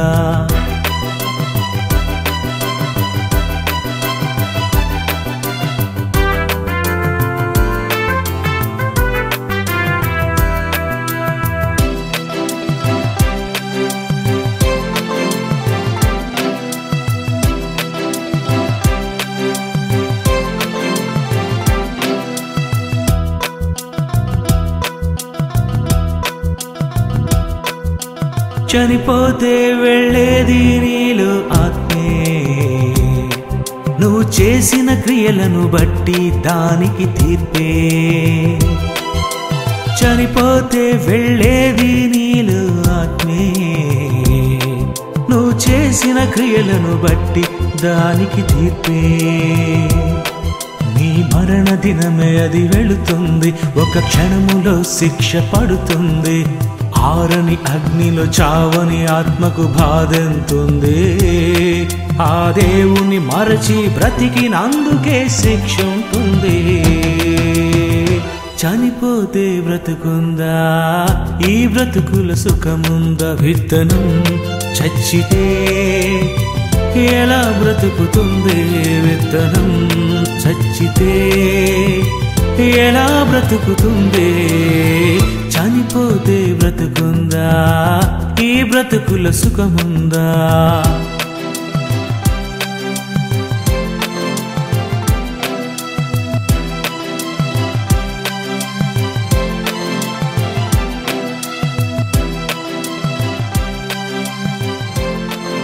దేవుని పిల్లరా, నిజంగా ఇదంతా జయశీల్ గారండి. నిజంగా అందుకే ఆయనకి పేర్లు ఎవరు పెట్టారో గొప్ప పేర్లు పెట్టారండి. ఆత్మజ్ఞాని నిజం, దైవజ్ఞాని నిజం, అంతేనా? ఇంకా జయశాలి, విశ్వ విజ్ఞాన సార్వభౌమ, ఈ పేర్లు ఎవ్వడికి సూట్ అవ్వవు. తండ్రులారా, కూర్చున్నప్పుడు, లేచినప్పుడు, వండుకున్నప్పుడు, త్రావు నడిచినప్పుడు నువ్వే మాస్టర్వి, నువ్వే టీచర్వి. ప్రభు శిక్షలో దేవుని వాక్యం అండి. మొక్క గురించి బైబిల్లో ఉందా? ఉంది కదా, చెప్పి పిల్లరా. నిజంగా జయశాలి గారు ఆయన చాలా, ఇంకా ఆయనకి ఏవో ఉన్నాయండి, అవి ఇంకా నాకు తెలీదు. చాలా ఇంకా ఆయన చెయ్యాలి, ఇంకా చాలా చేయవలసి ఉంది. అప్పుడప్పుడు నేను ఆలోచిస్తాను, ఇంకా మీరు బైబిల్ నేర్చుకోవాలంటేనండి, బైబిల్ చదవకపోయినా ఆయన చదివేస్తే మీకు అర్థమైపోద్ది. సగం ఆయన చదివితే చాలు, మీకు సగం బైబిల్ వచ్చేస్తుంది. అందులో కొంచెం బైబిల్ని అర్థం చేసుకోవడం ఎంత కష్టమో ఆయన్ని అర్థం చేసుకోవడం అంతే కష్టమండి, ఖచ్చితం. బైబిల్ అపార్థం, జయశాలి గారిని అపార్థం. ఎందుకంటే ఆయన ఇదంతా హై, నీది 1వ తరగతి, నీకెక్కదు. దేవుడు నిజంగా మనిషికి ఇచ్చిన జీవితం మనిషికి తెలియలేదండి. చాలామందికి కొన్ని ప్రశ్నలకు సమాధానం లైఫ్ లాంగ్ చెప్పలేరు. అలాంటి ప్రశ్న ఒకటి మీకు అడుగుతాను. యేసు ప్రభువును పరలోకంలో నిన్నెందుకు ఎక్కడ పుట్టించాడు? ఇది బుర్ర కింద కాలు మీద కెట్టి తపస్సు చేసిన ఆవిడ చెప్పలేడు, తెలీదు. నిన్ను పుట్టించుకోవచ్చు కదా అక్కడే. నువ్వు పుట్టించుకోవచ్చు, నిన్ను పుట్టించలేదు ఎందుకు? చెప్పలేరండి, మీరు చెప్పలేరు. దీనికి చెప్పాలంటే మహా తపస్సు, బైబిల్ మీద మహా పట్టుదల ఉండి దేవునిలోకి వెళ్ళిపోయినోడికి అర్థమైపోతుంటుంది. నిన్ను పుట్టించాడు అక్కడ, జాన్సన్ లెటర్ అనేది ఇక్కడ వేసాడు చెప్పండి. నేను అదే ఆలోచించానండి. ఎందుకు తెలుసా యేసుప్రభు నాడు పుట్టించాడు? పరిశుద్ధాత్మను ఎందుకు పుట్టించాడు తెలుసా? దేవుని మనసులో ఒకటే ఉంది ఆయన చెప్పాడండి. జయశాలి గారు చెప్తారు, పరిశుద్ధులు నిర్దోషులుగా ఉండాలని అనుకున్నాడు. అది ఒకటేనండి ఆయన మనసులో మాట. నాయనా, పరిశుద్ధులుగా నిర్దోషులుగా తప్పు చెయ్యని పిల్లలు నాకు కావాలని అనుకున్నాడండి. అందుకే తప్పు చెయ్యని కొడుకును తీసి మొదట పుట్టించాడు. ఆయన పేరు ఏం పేరు? రక్షకుడు. అంటే అర్థం ఏంటి? రక్షిస్తాడే కానరా ఇది దెబ్బతింట. ఇది మొదటి పేరు. రెండో అతని పేరు ఏం పేరు అంటే అర్థం ఏంటి? తప్పు చేయడు. బా, ఈ పేరు ఎవరికైనా సూట్ అవుతుందా? ఎవరికి సూట్ అవుదండి, ఎవరికి. అసలు దేవుడి పేరే కొంతమంది సూట్ అవ్వదు. అది ఒకరోజు ప్రసంగంలో చెప్తాను. యేసు ప్రభు అట తప్పు చేయడని పుట్టించాడండి. పరిశుద్ధాత్మ దేవుడు తప్పు చెయ్యడనే పుట్టించాడట. అందుకే పేరు రాశాడు, నీ పేరు పరిశుద్ధాత్మ, నువ్వు ఎప్పుడు పాపం చేయవు అంతే. ఈశ్వరుని పంపించాడు, మీకు ఒకరు అనుమానమేమో అని వచ్చాడు, తప్పు చేయలేదు, వచ్చాడు. అందుకే ఆయన రక్షకుడు, ఈయన పరిశుద్ధాత్మ దేవుడు. ఆదాము నిజమండి. అంటే మీకు ఏమర్థమైపోవాలి, తప్పు చేసిన వాళ్ళందరినీ ఇక్కడ దించాడండి. తొట్టి గ్యాంగ్ ఇది, పాపాత్ములండి. పాపమే జీవితాంతం చేయలేని వ్యక్తులేనండి ఇద్దరాళ్ళు, యేసు పరిశుద్ధాత్మ. అందుకే దేవుడు ఒకటి అనుకున్నాడు, రే నా కొడుకుల్ని నేను పవిత్రులుగా చూడాలి అంటే ఒకటే కావాలి బాబు, అదే యేసు రక్తం అనుకున్నాడు ఆయన. మీకేం కావాలి? ప్రతిరోజు 2 సబ్బు, 1,00,000 ఏటేటో సబ్బులు, యేసు రక్తం అండి. నిన్నలా కడుగుతూ పరిశుద్ధులుగా నిర్దోషులుగా చూడాలనుకున్న ఒక్క కోరికను తీర్చే వ్యక్తేనండి అతనే యేసు. తప్పు చేయని వ్యక్తులను అక్కడ పుట్టించాడు, తప్పు చేసే వ్యక్తులను ఇక్కడ పుట్టించి ఆయన కడుక్కుంటున్నాడండి. నువ్వు పుట్టావు, దేనికి పుట్టావు? మానవ జన్మ ఎందుకు? ఇవన్నీ మర్చిపోయారండి. ఈ మర్చిపోయిన వ్యక్తికి మళ్ళీ దేవుడు గుర్తు చేయించడానికి పుట్టించిన ఒకే ఒక కారణ జన్ముడేనండి జయశాలి గారు.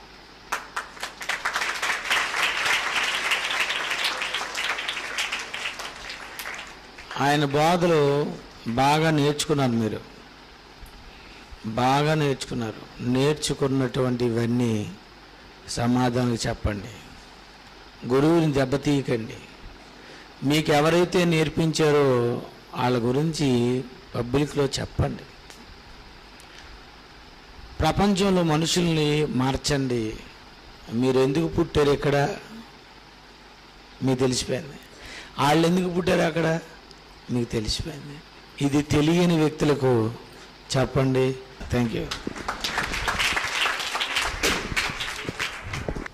మనందరి జన్మలో ఉన్న కారణాన్ని మనకు తెలియచేసి మంచి సంగతులతో మన మనసుల్లో నింపిన మరి doctor and professor Johnson Victor గారికి మరి హృదయపూర్వకమైన మరి ధన్యవాదాలు చెల్లించుకుంటున్నాం. మరి ఈ సమయంలో ముగింపు ఘట్టానికి వచ్చేసాం. ఈ కార్యక్రమాన్ని అంతటిని ఉద్దేశించి మంచి సంగతులతో మన మనసులో నింపాలని మరి జయశాలి ఎడ్యుకేషనల్ సొసైటీ మరి వ్యవస్థాపకులు అలానే BYY మరి డైరెక్టర్ గారు జయశాలి గారిని కోరుతున్నాను. చాలా కాలం అండి బైబిల్లో ఒక వచనం నన్ను చాలా ఇబ్బంది పెట్టింది. సుమారు నా వయస్సు 12-13 ఏళ్ళ నుంచి ఆ వాక్యం చదివినప్పుడల్లా ఏంటి ఇక్కడ ఇలా రాయబడింది కీర్తనల గ్రంథంలో అని అనుకునేవాడిని. ఆ వాక్యంలో ఉన్నది ఏంటంటే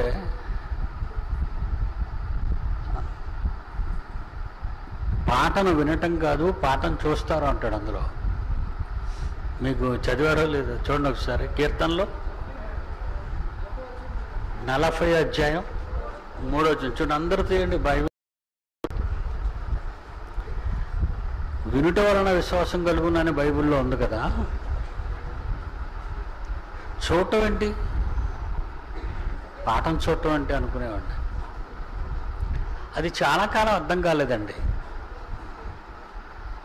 40 అధ్యాయం కీర్తనలో 3వ వచనం చదవమ్మా. తండ్రికి స్తోత్ర రూపమైన క్రొత్త గీతం, స్తోత్ర రూపమైన కొత్త గీతం, న్యూ సాంగ్ అటుది, న్యూ సాంగ్.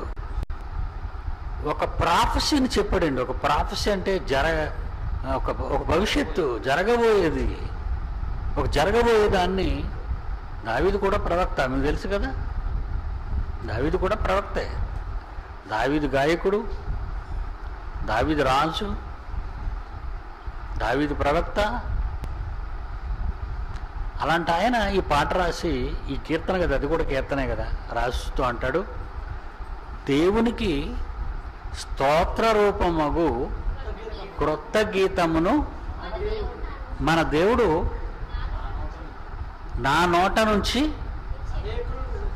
నోటను ఉంచాడు. ఆయన ఒక క్రొత్త గీతాన్ని నన్ను పాడమని నాకు ఇచ్చాడు, నేను పాడుతున్నాను. అనేకులు దాన్ని చూసేటండి బాబు. పాట వింటారు కానీ చూడటం అంటే ఇది చాలా ఇబ్బంది పెట్టిందండి నన్ను.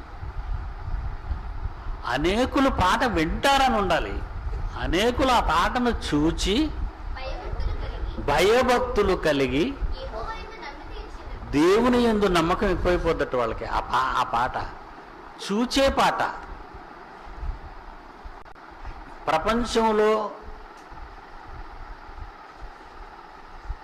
నేను పుట్టినంత వరకు, ఫర్ యువర్ ఇన్ఫర్మేషన్, ప్రపంచంలో నేను పుట్టినంత వరకు పాటలు విన్నారు. ఎందరో గాయకులను చూశారు మీరు. గొప్ప గొప్ప సింగర్స్ పుట్టారు ప్రపంచంలో, వాళ్ళు పాడారు, మీరు విన్నారు, చూడలేదు. పాడేవాడిని చూడటం కాదు, స్తోత్ర రూపమగు. పాటకు రూపం ఉండదు, మాట వినబడుతుంది అంతే.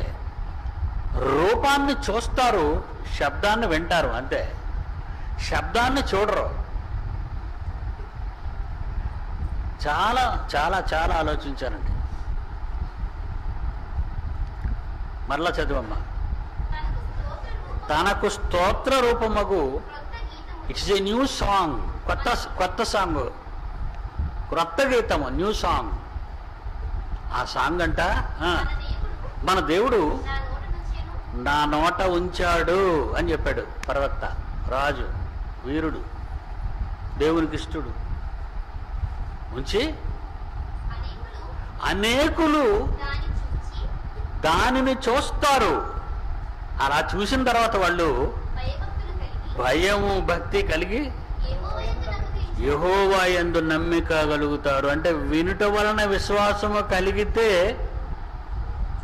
చూచుట వలన భయభక్తులు కలిగి ఉంటారు అంటాడు. చూడండి,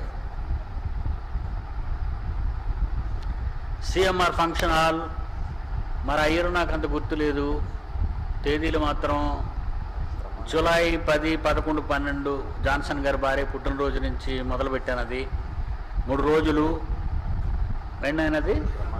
బ్రహ్మాండం భస్మం అవుతుంది టైటిల్.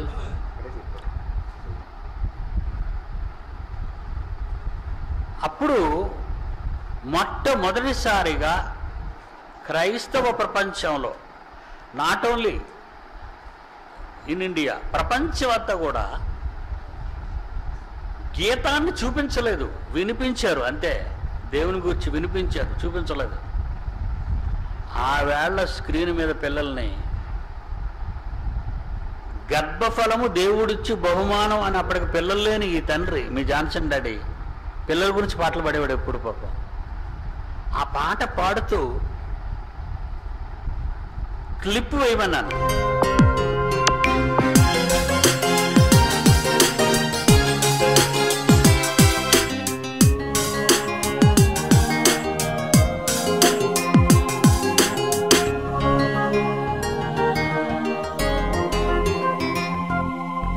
గర్భఫలము దేవుడిచ్చు బహుమానం,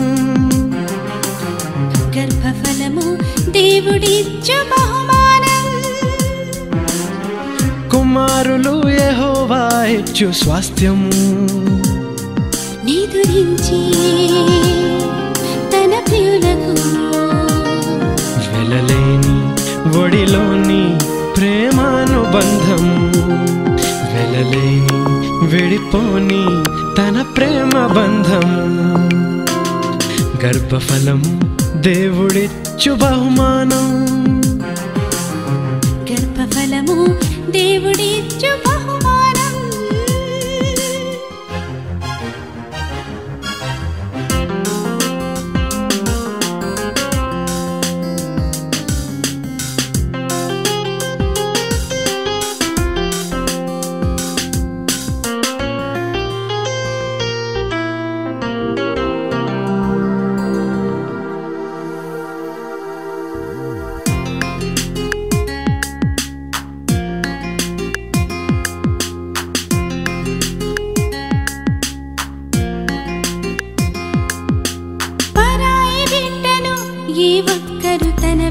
బిడ్డగా అంగీకరింపరు.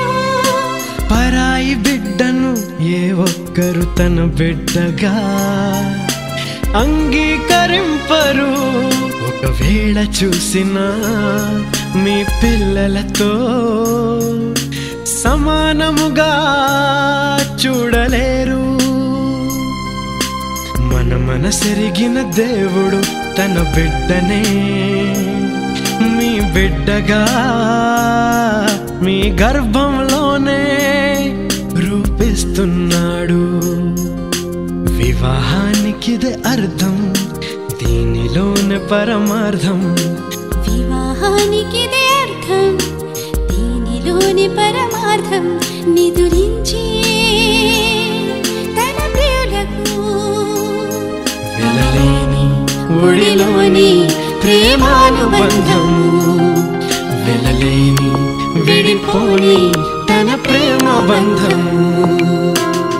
గర్భఫలము దేవుడిచ్చు బహుమానం. గర్భఫలము దేవుడిచ్చు బహుమానం.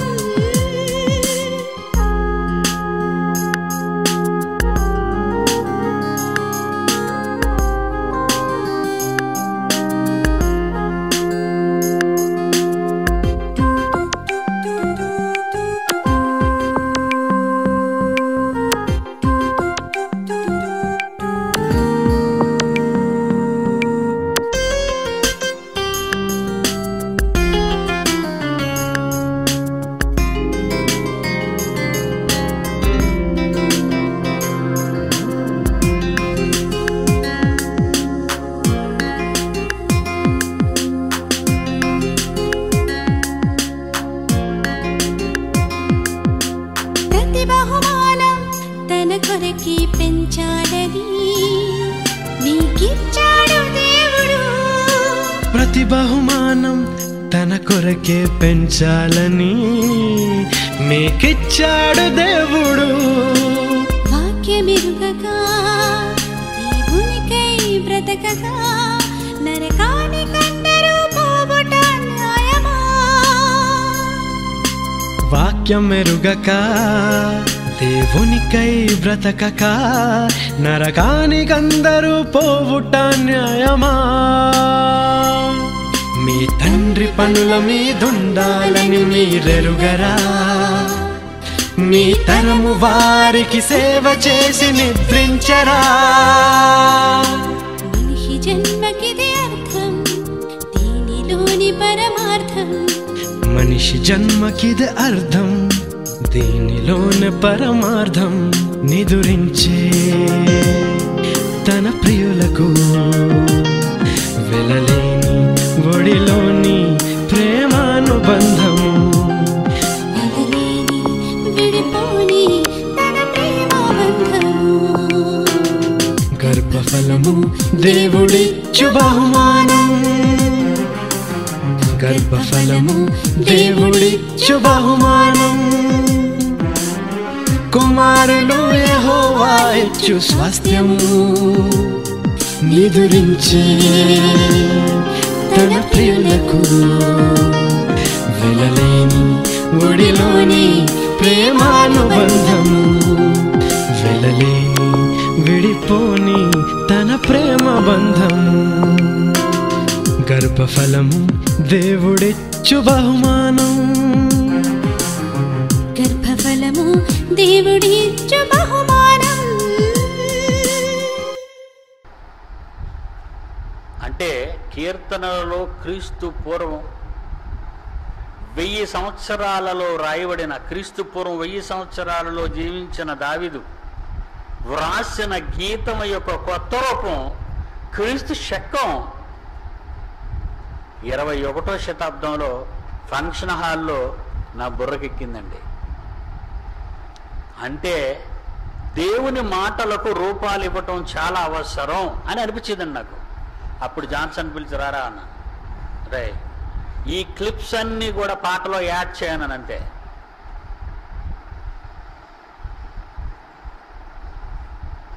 నిజంగా అండి, ఒక ప్రపంచ వినాశనం గురించి కానివ్వండి, నీ జన్మ రహస్యం గురించి కానివ్వండి, శాస్త్రీయంగా ఏది మాట్లాడినా ఇక దానికి రూపాన్ని నువ్వు ఇవ్వాలరా నేను వాడు అన్నప్పుడు వాడు రూపాలు ఇవ్వడం మొదలుపెట్టాడండి. అదే Bible open university India international వారు ప్రపంచంలో మొట్టమొదటిసారిగా 21వ శతాబ్దంలో 3000 సంవత్సరాల క్రితం దావీదు రాసిన గీతానికి రూపాన్నిచ్చి మనుషులందరూ చూడడానికి మార్గం తెరిచా ఉంటాయి. మన పాటలు చూడండి, పాటలో మాట ఎక్కడుందో ఆ మాటకు తగిన బొమ్మ పడాలి అక్కడంతే. ఈ తరములో నువ్వు రావాలనే పాట ఆ క్లిప్స్ చేస్తున్నప్పుడు చెన్నైలో నాయన ఎవరు చేశారు ఆ క్లిప్పు? చెన్నై వాళ్ళు ఏనాయనా నిజంగా ఈ తరములో నువ్వు రావాలన్నప్పుడు ఏలియాని చూపించడం, ఈ తరములో నువ్వు రావటం అవసరమని మోషేని చూపించి ఎర్ర సముద్రాన్ని పాయలు చేసి దాటించడం, ఏమండి ఈ తరములో నువ్వు రావాలి, ఈ తరములో నువ్వు రావాలి అని ఆ పాటలోని భావాన్ని, బైబిలులో ఉన్న ఆంతర్యాన్ని ఆ వ్యక్తులను తీసుకొచ్చి స్క్రీన్ మీద ప్రొజెక్ట్ చేసేటప్పటికి హాలీవుడ్ వాళ్ళు వాళ్ళ కోసం సినిమాలు తీసుకున్నారు వాళ్ళు.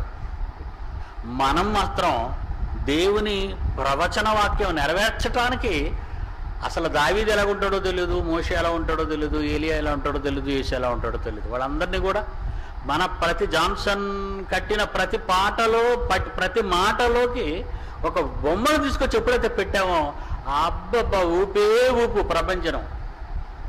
మీకు తెలుసు కదా, నేనేం బౌడుకోవడం లేదు. అంటే 3000 సంవత్సరాల క్రితం దావీదు నోట వచ్చిన మాట 3000 సంవత్సరాల తర్వాత మీ జాన్సన్ రూపకల్పన, మీ తాతయ్య ఆలోచన అక్కడ 3000 సంవత్సరాల తర్వాత ఇది సక్సెస్, ఫుల్ఫిల్, నెరవేర్చుకాలంటారు, నెరవేర్పంటారు దీన్ని. కన్యక గర్భవతి కుమారుని కనును అతనికి ఇమ్మానుయేలు పేరు పెట్టబడి ఎప్పుడో ప్రవక్తలు కొన్ని వందల సంవత్సరాల క్రితం ప్రవచిస్తే క్రీస్తు శకం ఆరంభంలో మరియ గర్భాన్ని యేసు జననం. అది ప్రవచనం, ఇది ప్రవచనం నెరవేర్పు. దావీదు కాలం నాటి పాటను చూడటం అనేది దావీదు ప్రవచనం అయితే 21వ శతాబ్దంలో Bible open city India international వారి నెరవేర్పు అయింది. మీ జాన్సన్ అన్న దేవుని మాటలు చోటు చేసుకోవటం వలన, ఆ దేవుని మాటలకు బొమ్మలు చోటు చేసుకోవటం వలన, రూపకల్పన చేయటం వలన పాట చూడగానే మతి భ్రమిస్తుందండి ఎవరికైనా. నీకిష్టమైనది అనేది ఒంగోలులో గొప్ప సెంచరీని సృష్టించింది. నిజంగా అబ్రహాం బిడ్డను తీసుకెళ్లి కొండ మీద చేతులు కట్టడం, వాడేదో వాడు సినిమా తీసుకున్నాడు డబ్బుల కోసం. మనమేమో దేవుని యొక్క మహాజ్ఞానాన్ని ప్రకటించటానికి, ఆనాటి అబ్రహాం ఎలా ఉన్నాడో మనకు తెలీదు, కొడుకుని ఎలా చేతులు కట్టాడో తెలీదు, కట్టెల మీద ఎలా పడుకోబెట్టాడో తెలీదు. కానీ ఆ పాట చూసినప్పుడు చివరిసారిగా ఆ పాటలో లాస్ట్ ముగింపుకు వచ్చేసరికి నీకిష్టమైనది చేయటానికి నేను వచ్చానని యేసు ఒక సంచి తగిలించుకొని ఆ కొండ మీద నడుస్తుంటే నిజంగా నా మనసు అంతా ఉల్లాసంతో నిండిపోద్దండి. ఈ మధ్య లాస్ట్ ఇయర్ కట్టిన ఒక మహాద్భుతమైన పాట. ఏమండి, మన పాటలో గాయకుడు చూడరు, మన పాటలో ట్యూన్ చూడరు, మన పాటలో మ్యూజిక్ కంపోజింగ్ చూడరు, ఆ బొమ్మలు మునిగిపోతారండి అంతే. ఏమండి, నిజంగా మొన్న పాట కట్టాడు, నీ రూపం తండ్రి తన రూపం ఇస్తే పొంగిపోతాడని. ఆ పాట మీ అందరూ చూశారు. నిజంగా ఆ సినిమా యాక్టర్లు అందరినీ, ఎందుకంటే వాళ్ళైతే నేను అందరికి పరిచయం, మనం ఇప్పుడు పరిచయం అవుతాం వాళ్ళకి, వాళ్ళకి పుట్టిన పిల్లలు ఆ రూపం ఒకలా ఉందా లేదా అని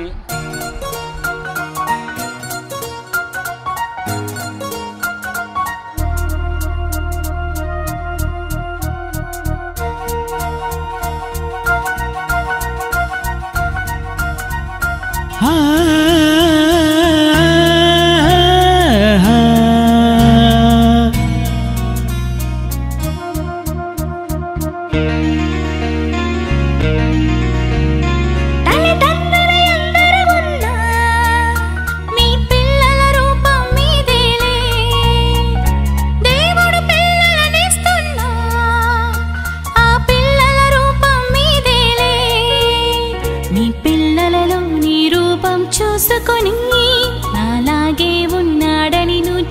చెక్కుకొని మురిసిపోతున్నావు నీవు, నిన్ను ఆనందపరిచింది ఎవరు?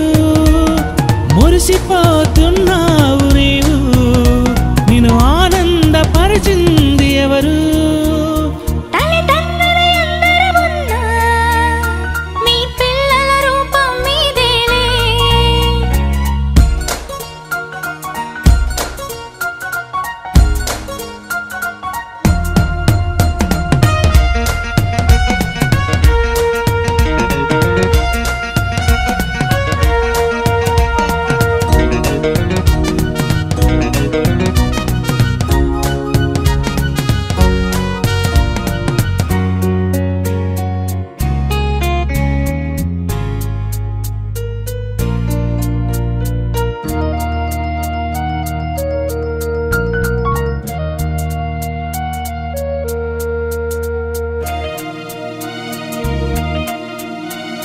మీలా పుట్టాలని అనుకుంటారు, ఈ కోరిక తీర్చింది ఎవరు?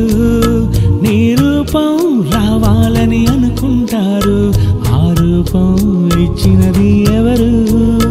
నీ రూపం అరచేతిలో తను చెక్కుకొని తల్లి గర్భంలో వస్తుంటే చూసుకొని, నీ రూపం అరచేతిలో తను చెక్కుకొని తల్లి గర్భంలో వస్తుంటే చూసుకొని, చూశాడు ముందే ఆ దేవుడు, అతని తరువాత చూసే ముద్దాడావు నీవు. చూశాడు ముందే ఆ దేవుడు, అతని తరువాత చూసే ముద్దాడావు నీవు. మురిసిపోతున్నావు నీవు, నిన్ను ఆనందపరిచింది ఎవరు? మురిసిపోతున్నావు నీవు, నిన్ను ఆనందపరిచింది ఎవరు? తల్లిదండ్రులు ఎందరున్నా మీ పిల్లల రూపం మీదేలే.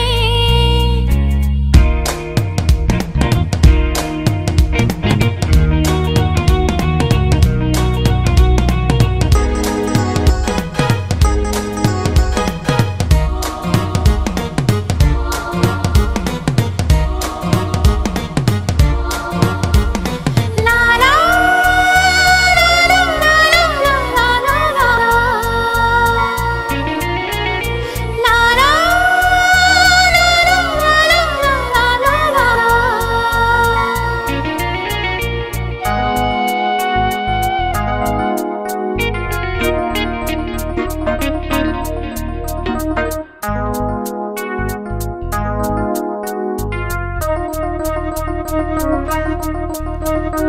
అమ్మాని పిలవాలని అనుకుంటావు, నీ గర్భాన్ని నిలబెట్టిందెవరు?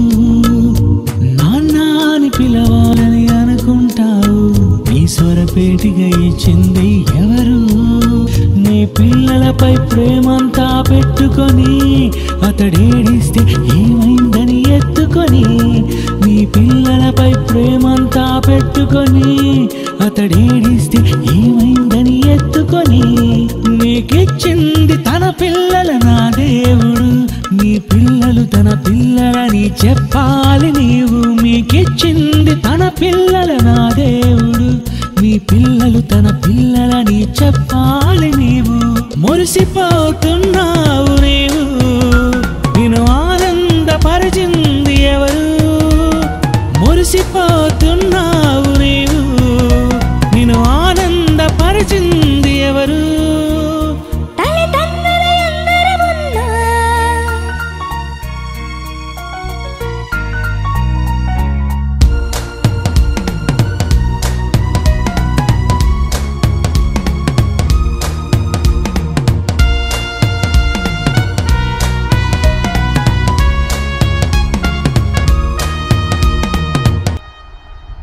ఇది ఈరోజు మన పాటలు, మన నెట్లో ఉన్న అనేక సందర్భాలు ఈరోజు చిత్రసీమలోకి వెళ్ళిపోతున్నాయి.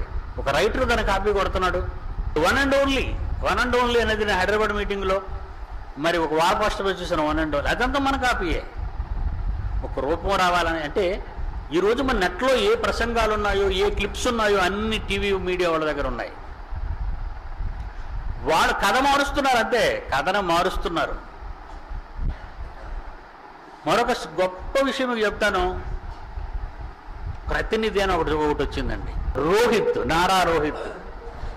ఏమండి, మీ తాత 100 రూపాయల నోటు గురించి 1000 రూపాయల నోటు గురించి మాట్లాడాడు. నిజంగా వాడు ఆ సినిమా 1000 రూపాయల నోటు తీసాడండి. నా నోటు పోయింది, నాకు బ్యాంక్ వాళ్ళు ఏమో దొంగ నోటు ఇచ్చారు, నాకు మంచి నోటు కావాలి. సీఎంను వాడి కాళ్ళ దగ్గర రప్పించుకొని కూర్చోబెట్టి నీకేటి కావాలో అడగరా అని సీఎం అడిగితే పోలీసు అంతా చుట్టూ ఉన్నారు, ఏం చేయలేరు, సీఎం ఇటు చేతిలో ఉన్నాడు కనుక చంపేస్తాడని.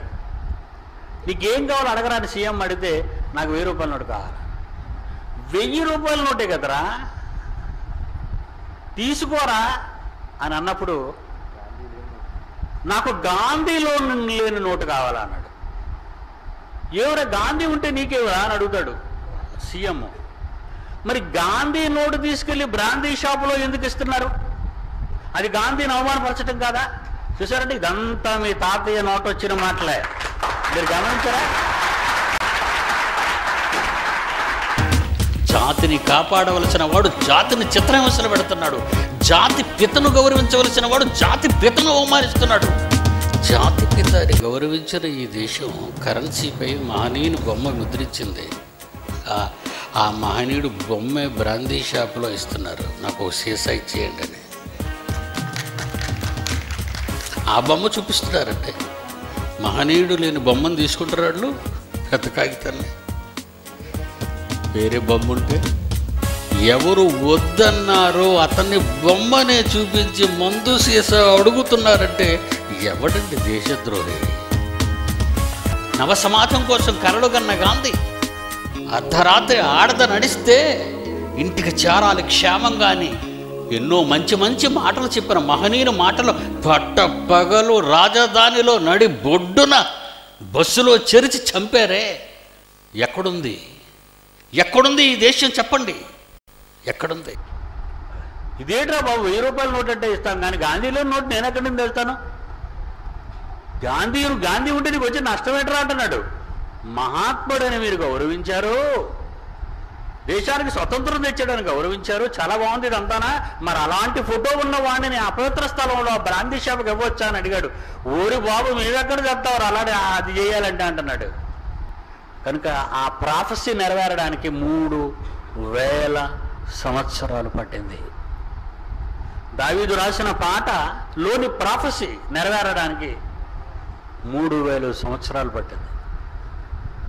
ఓకేనాయనా? మరి అప్పుడప్పుడు అనుకుంటుంటాను,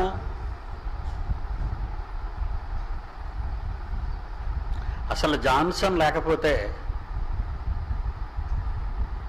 ఎన్నో పిల్లర్స్ ఉన్నాయి చూడండి స్తంభాలు, ఇందులో ఏ ఒక్క స్తంభం లేకపోయినా బిల్డింగ్ అంతా కూలిపోతాయి. ఒక్కొక్క స్తంభానికి ఒక్కొక్క విలువ ఉంది. ప్రకటన గ్రంథంలో చెప్పిన మాట అది. నా సంఘానికి స్తంభములు అన్నాడు. స్తంభములుగా ఎంచబడిన పేతురు, యోహాను, యాకోబులు. కనుక స్తంభాలు కావాలి. నిజంగా ఈ స్తంభం లేకపోయినా ఏమైపోయేదో విశ్వవిద్యాలయం. అలాగే మీ ప్రసన్న డాడీ స్తంభం లేకపోయినా ఏమైపోయేదో, అలాగే మిగిలిన డిప్యూటీ డైరెక్టర్ స్తంభాలు లేకపోయినా ఏమైపోయేదో, ప్రిన్సిపాల్ అయిన స్తంభాలు లేకపోయినా ఏమైపోయేదో. ఏమండి? అలాగే రీసెర్చ్ సెంటర్స్ కోఆర్డినేటర్స్, అలాగే స్టూడెంట్స్, ఎంతోమంది ప్రీచర్స్, వీళ్ళందరూ ఉన్నారండి. వీళ్ళందరి వల్లనే ఈ రోజుకి మహానిర్మాణం అనేది, ఇది మహానిర్మాణం కాదండి, కంటికి కనిపించని ఒక అద్భుతమైన మహానిర్మాణం, దేవుని రాజ్య స్థాపింపబడిన దేవుని రాజ్యాన్ని బలపరచడానికి, విస్తరింపచేయటానికి ఈరోజు మీరంతా ముందుకు రావాలి. చాలా సంతోషం. జాన్సన్కి 10 కాలాల పాటు ఆరోగ్యం రావాలి. ప్రాణం పోయినంత వరకు మనం ఏం చేయాలి అనేది మీరు చేస్తూ ముందుకు వెళ్ళాలని, మీ ప్రతిరోజు ప్రార్థనలో మమ్మల్ని అందరినీ మీ జాన్సన్ గారి బర్త్డేతో పాటు గుర్తు చేసుకోవాలని కోరుకుంటూ మరి నేను సెలవు తీసుకుంటున్నాను. కేక్ కట్ చేద్దాం నాయన. ఎక్కడ పెట్టాను నాయన?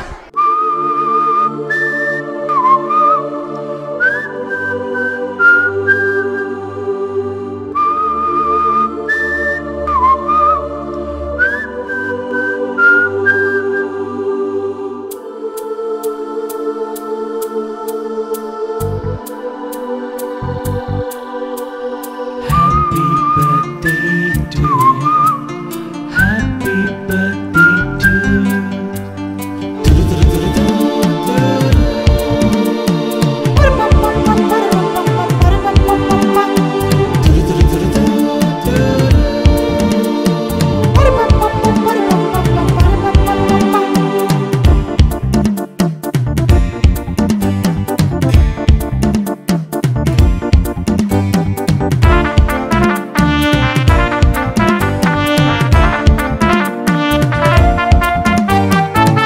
దేవుడే నిన్ను కన్నందుకే హ్యాపీ నీకు. తనకు పుట్టావని తెలుసుకున్నందుకే హ్యాపీ తనకు. దేవుడి తండ్రని తెలిస్తే హ్యాపీ కాదా? సృష్టికర్తే తండ్రని తెలిస్తే హ్యాపీ కాదా? జరుపుకో హ్యాపీ బర్త్డే టు యూ. తెలుపుకో దేవుడి తండ్రని నీవు. Happy birthday to you. ఆ దేవుడే నిన్ను కన్నందుకే హ్యాపీ నీకు. తనకు పుట్టావని తెలుసుకున్నందుకే హ్యాపీ తనకు.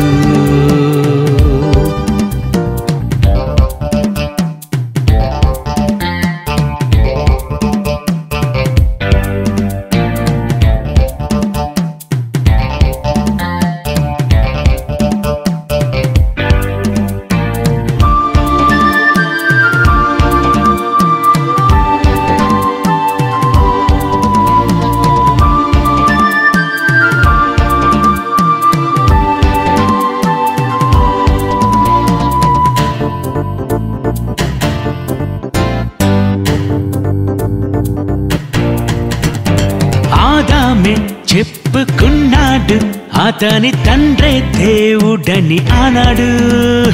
నీవైనా చెప్పుకున్నావా నీ తండ్రే దేవుడని ఈనాడు. ఎందుకు పుట్టానని ఎప్పుడు అనుకుంటున్నావు? ఆ దేవునికే పుట్టావని మర్చిపోయావా? ఈ మనిషికి పుట్టానని ఎప్పుడు చెబుతూ ఉన్నావు. మొదటి మనిషిని కన్నది దేవుడని తెలుసుకోలేవా? సృష్టికర్త నీ తండ్రి అయితే పుట్టింది నువ్వు అతనికైతే హ్యాపీ హ్యాపీ హ్యాపీ కాదా? ఆ దేవుడే నిన్ను కన్నందుకే హ్యాపీ నీకు. తనకు పుట్టావని తెలుసుకున్నందుకే హ్యాపీ తనకు.